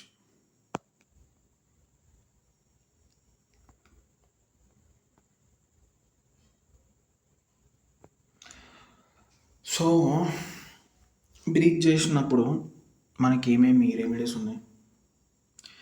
Recession of contract. Recession అంటే మీకు తెలుసు, obviously when one party to a contract does not fulfill his obligation, the other party can rescind him. Obviously he can cancel or he can sue. And next thing is sue for damages. Damagesకి మనం sue చేస్తాం. దాంట్లో 2 types ఉంటాయి, liquidated damages, unliquidated. Liquidated already కాంట్రాక్ట్స్లో mention చేసి ఉంటుంది starting నుండి అగ్రిమెంట్లో. అరే భయ్, ఒకవేళ ఈ అగ్రిమెంట్ని అని ఈ కాంట్రాక్ట్ని పర్ఫామ్ చేయకపోతే నేను నీకు 50,000 ఇస్తాను. ఇది లిక్విడేటెడ్ డ్యామేజ్. అన్లిక్విడేటెడ్ డ్యామేజ్ అంటే కోర్ట్ డిక్లేర్ చేస్తుంది, అగ్రిమెంట్లో ఏం లేదు, సో కోర్ట్ డిక్లేర్ చేస్తుంది ఎంతనో. సో ఫర్ స్పెసిఫిక్ పర్ఫార్మెన్స్, అరే భయ్ నాకు డ్యామేజెస్ వద్దు, నేను కాంట్రాక్ట్ని క్యాన్సిల్ కూడా చేయను, నాకు కాంట్రాక్ట్ కావాల్సిందే, నువ్వు పర్ఫామ్ చేయని చెప్పి మనం సూట్ ఫైల్ చేస్తాం. స్పెసిఫిక్ పర్ఫార్మెన్స్ అంటే స్పెసిఫిక్ కాంట్రాక్ట్ని పర్ఫామ్ చేయమని. నెక్స్ట్ ఏంది, ఇంజంక్షన్. మీరు చూస్తూనే ఉంటారు, స్టే ఆర్డర్ అంటారు. మీరు ఇప్పుడు బిల్లింగ్ కట్టారు, 3 floors బిల్డింగ్ కట్టారు, కానీ ఆ ఏరియాలో 2 floors బిల్డింగే ఉంది పర్మిషన్. వాడు వచ్చిండు జిహెచ్ఎంసీ కూడా కూర్చోడానికి, మీరు కోర్టుకి పోతారు, స్టే ఆర్డర్ తెచ్చుకుంటారు. స్టే ఆర్డర్ అంటే injunction, to restrain from doing something. ఓకేనా. Quantum merit. నేనున్న కాల్ చేసిన, ఏసీ రిపేర్ ఓన్కి కాల్ చేసిన, వాడు పాపం వచ్చిండు, నేను తర్వాత వాడిని పర్ఫామ్ చేయనిస్తలేదు. వాడు పాపం ఎక్కడో ఎగ్జాంపుల్ చార్మినార్కి వెళ్ళి వచ్చిండు అనుకుందాం, ఆర్ కూకట్పల్లి, మీ ఇష్టం. పాపం అక్కడ నుండి వాడు టైం వేస్ట్ చేసుకొని వచ్చిండా, వాడి పెట్రోల్ పైసలు బొక్క. మరి వాడికి ఎంతైతే వాడు అనుభవించిండో, లాస్ అయిండో, నష్టపోయిండో, అంత వాడు అర్హుడు మళ్ళీ నా దగ్గర నుండి క్లెయిమ్ చేసుకోవడానికి. సో ఇవి. సో ఇంకొకటి నేను ఒక్కటి చెప్పడం మర్చిపోయినాను, మైనర్స్ కాంట్రాక్ట్ గురించి, అగ్రిమెంట్ గురించి. మైనర్తోని ఏ అగ్రిమెంట్ చేసుకున్నా అది వాయిడే. ఎఫెక్ట్ ఆఫ్ మైనర్ అగ్రిమెంట్ ఎట్లుంటుందంటే, మనం దాన్ని రెస్టిట్యూషన్ చేయలేం. అంటే మైనర్ ఈవెన్ ఫాల్స్ రిప్రజెంట్ చేసి మేజర్ లాగా చూపించినా కూడా మనం ఏం చేయలేం. Even he is considered minor. అండ్ ఒకవేళ దాని నుండి ఏమైనా బెనిఫిట్ అయినా పొందినట్టయితే, ఒకవేళ ఆయన దగ్గరనే ఉన్నాయనుకోండి, ఇప్పుడు నేను ఇది కొంచెం ఓన్గా ఎక్స్ప్లెయిన్ చేస్తా, ఓకేనా. ఇప్పుడు మైనర్ ఉన్నాడు, ఒక అంకుల్ ఉన్నాడు. అంకుల్ దగ్గరికి సైకిల్ వేయడానికి పోతాడు. అంకుల్‌కి మైనర్ తెలవదు, మేజర్ తెలవదు, ఏం తెలవదు. అంకుల్ ఏం చేస్తాడంటే మైనరు అంకుల్ దగ్గర పోయి, "అంకుల్ నా సైకిల్ పెట్టుకో" అంటాడు. ఆ సైకిల్ బాగుంది కదా, మంచి కాస్ట్‌లీ ఉంది కదా అని చెప్పి అంకుల్ ఏమనుకుంటాడంటే, సరే తీసుకుంటా ఎంతకు అమ్ముతావు అంటే, రూ. 1000కి అమ్ముతా అంటాడు. రూ. 1000 ఇచ్చేస్తాడు అంకుల్. తర్వాత మైనర్‌కి రూ. 1000 ఇచ్చేస్తాడు. అంకుల్‌కి మైనర్ సైకిల్ ఇచ్చేస్తాడు. మైనర్ ఆబ్వియస్‌లీ ఏం చేస్తాడు, పోయి పార్టీ చేసుకుంటాడు. పార్టీ చేసుకున్నాక ఇంటికెళ్ళినాక ఏమైతుంది, తిట్లు పడుతుంది. తిట్లు పడితే ఏమవుతుంది, మనోడు మళ్ళీ అంకుల్ దగ్గరకు వచ్చాడు. అంకుల్ నా సైకిల్ నాకు ఇచ్చాడంటే బాగోయ్ హాసే అంటాడు. అప్పుడు ఏమవుతుంది, కోర్టులో కేసు అవుతుంది. జడ్జ్ సాబ్ ఏం చెప్తాడు, an agreement with minor is void అని చెప్తాడు. అంటే మైనర్ ఏదైతే ఖర్చు పెట్టిండో రూ. 1000 ఆయన లయబుల్ కాదు, ఆయన రీస్టోర్ చేయడానికి వీలు లేదు. సో మైనర్ కాబట్టి అది వాయిడ్, ఆయన సైకిల్ ఆయనకి ఇచ్చేసి అంటాడు. అంకుల్కి తెలివి వస్తుంది. మళ్ళీ నెక్స్ట్ టైం మైనర్ వస్తాడు. ఈసారి ఏం చేస్తాడు, ఆధార్ కార్డు పట్టుకొని వస్తాడు, ఫాల్స్ రిప్రజెంటేషన్. అంకుల్ దగ్గరికి వస్తాడు, సైకిల్ తీసుకో అంకుల్ అంటాడు. ఫస్ట్ నువ్వు ఇక్కడికి వెళ్ళిపో అంటాడు. ఎందుకంటే నువ్వు మైనర్ కదా అంటాడు. లేదు అంకుల్ నేను మేజర్ అంటాడు. అవునా ఏంది ప్రూఫ్ అంటే, ఇగో నా ఆధార్ కార్డు తీసుకొని చూపిస్తాడు. అవునా ఈసారి అయితే ఓకే అని మళ్ళీ సైకిల్ తీసుకుంటాడు. మళ్ళీ రూ. 1000 ఇస్తాడు. మళ్ళీ తీసుకుపోయి మళ్ళీ మైనర్ పార్టీ చేసుకుంటాడు. మళ్ళీ ఇంటికి పోతాడు, మళ్ళీ తిట్లు పడతాయి. మళ్ళీ ఏం చేస్తాడు, అంకుల్ దగ్గర పోయి అంకుల్ నా సైకిల్ నాకు ఇచ్చా అంటాడు. ఈసారి నువ్వు అయిపోయినావు, నేను చూసుకుంటా కోట్లా అంటాడు.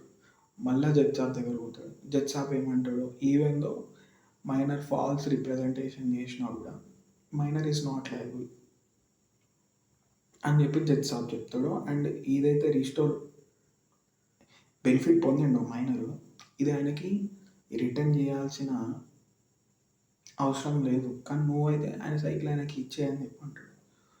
సో ఇది అల్టిమేట్లీ కోర్ట్ ఏం ప్రిజంప్షన్ తీసుకుంటుంది అంటే, మైనర్ బెనిఫిట్స్ గురించే ప్రిజంప్షన్ తీసుకుంటుంది. కోర్ట్ మైనర్ బెనిఫిషియరీ కోసమే ఉంది. సో ఇది మైనర్ అగ్రిమెంట్ ఇట్లా ఉంటుంది.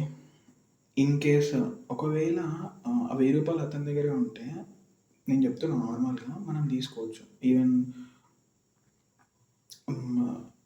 ఏదైనా థింగ్ మైనర్ దగ్గర ఉండిపోతే అది అతని దగ్గర ఉన్నంత వరకు మనం క్లెయిమ్ చేసుకోవచ్చు. కానీ మైనర్ని పర్సనల్గా లయబుల్ చేయలేము. అదొకటి వచ్చింది. అంటే థర్డ్ పార్టీ రైట్స్ అనేవి ఏర్పడద్దు. మైనర్కి ఏదైనా వస్తువు అమ్మినామంటే అతను మళ్ళీ థర్డ్ పర్సన్కి అమ్మినంటే మళ్ళీ మనం మైనర్ని ఏం చేయలేము. అన్లెస్ అంటే ఆయన దగ్గర ఉంటే మనం తీసుకోవడానికి ఛాన్స్ ఉంది. అది లేదంటే వాడేసుకుంటూ చేసేసిండంటే మనం ఏమీ చేయలేము. అండ్ దానికి ఒక ఎక్సెప్షన్ ఉంది. మైనర్ బెనిఫిట్స్ గురించి మీరేమైనా తనకి హెల్ప్ చేసిన, రోటీ కపడా మకాన్, అప్పుడు ఆబ్వియస్లీ తన ప్రాపర్టీ నుండి మీరు ఎంత ఏదో ఖర్చు పెట్టారో అంత తీసుకోవచ్చు. కానీ పర్సనల్ లయబిలిటీ ఉండదు. ప్రాపర్టీ లేకపోతే మనం ఏం చేయలేం. సో అది మైనర్ అగ్రిమెంట్స్ గురించి నేను అంత డీటెయిల్గా ఎక్స్ప్లెయిన్ చేయలేదు. ఫిర్బీ నేను ఓవరాల్ మీకు ఒక ఓవర్వ్యూ ఇచ్చిన. ఇప్పుడు ఇక మీరు క్వశ్చన్లు చదవండి, మీకు ఏమైనా డౌట్లు ఉంటే అడగండి. హోప్ సో మీకు ఈ వీడియో హెల్ప్ అయింది అనుకుంటున్నాను. Thank you so much for sparing with me from this much time. మీకు ఏమైనా డౌట్స్ ఉంటే నాకు కామెంట్ చేయండి. Thank you. Take care. Bye.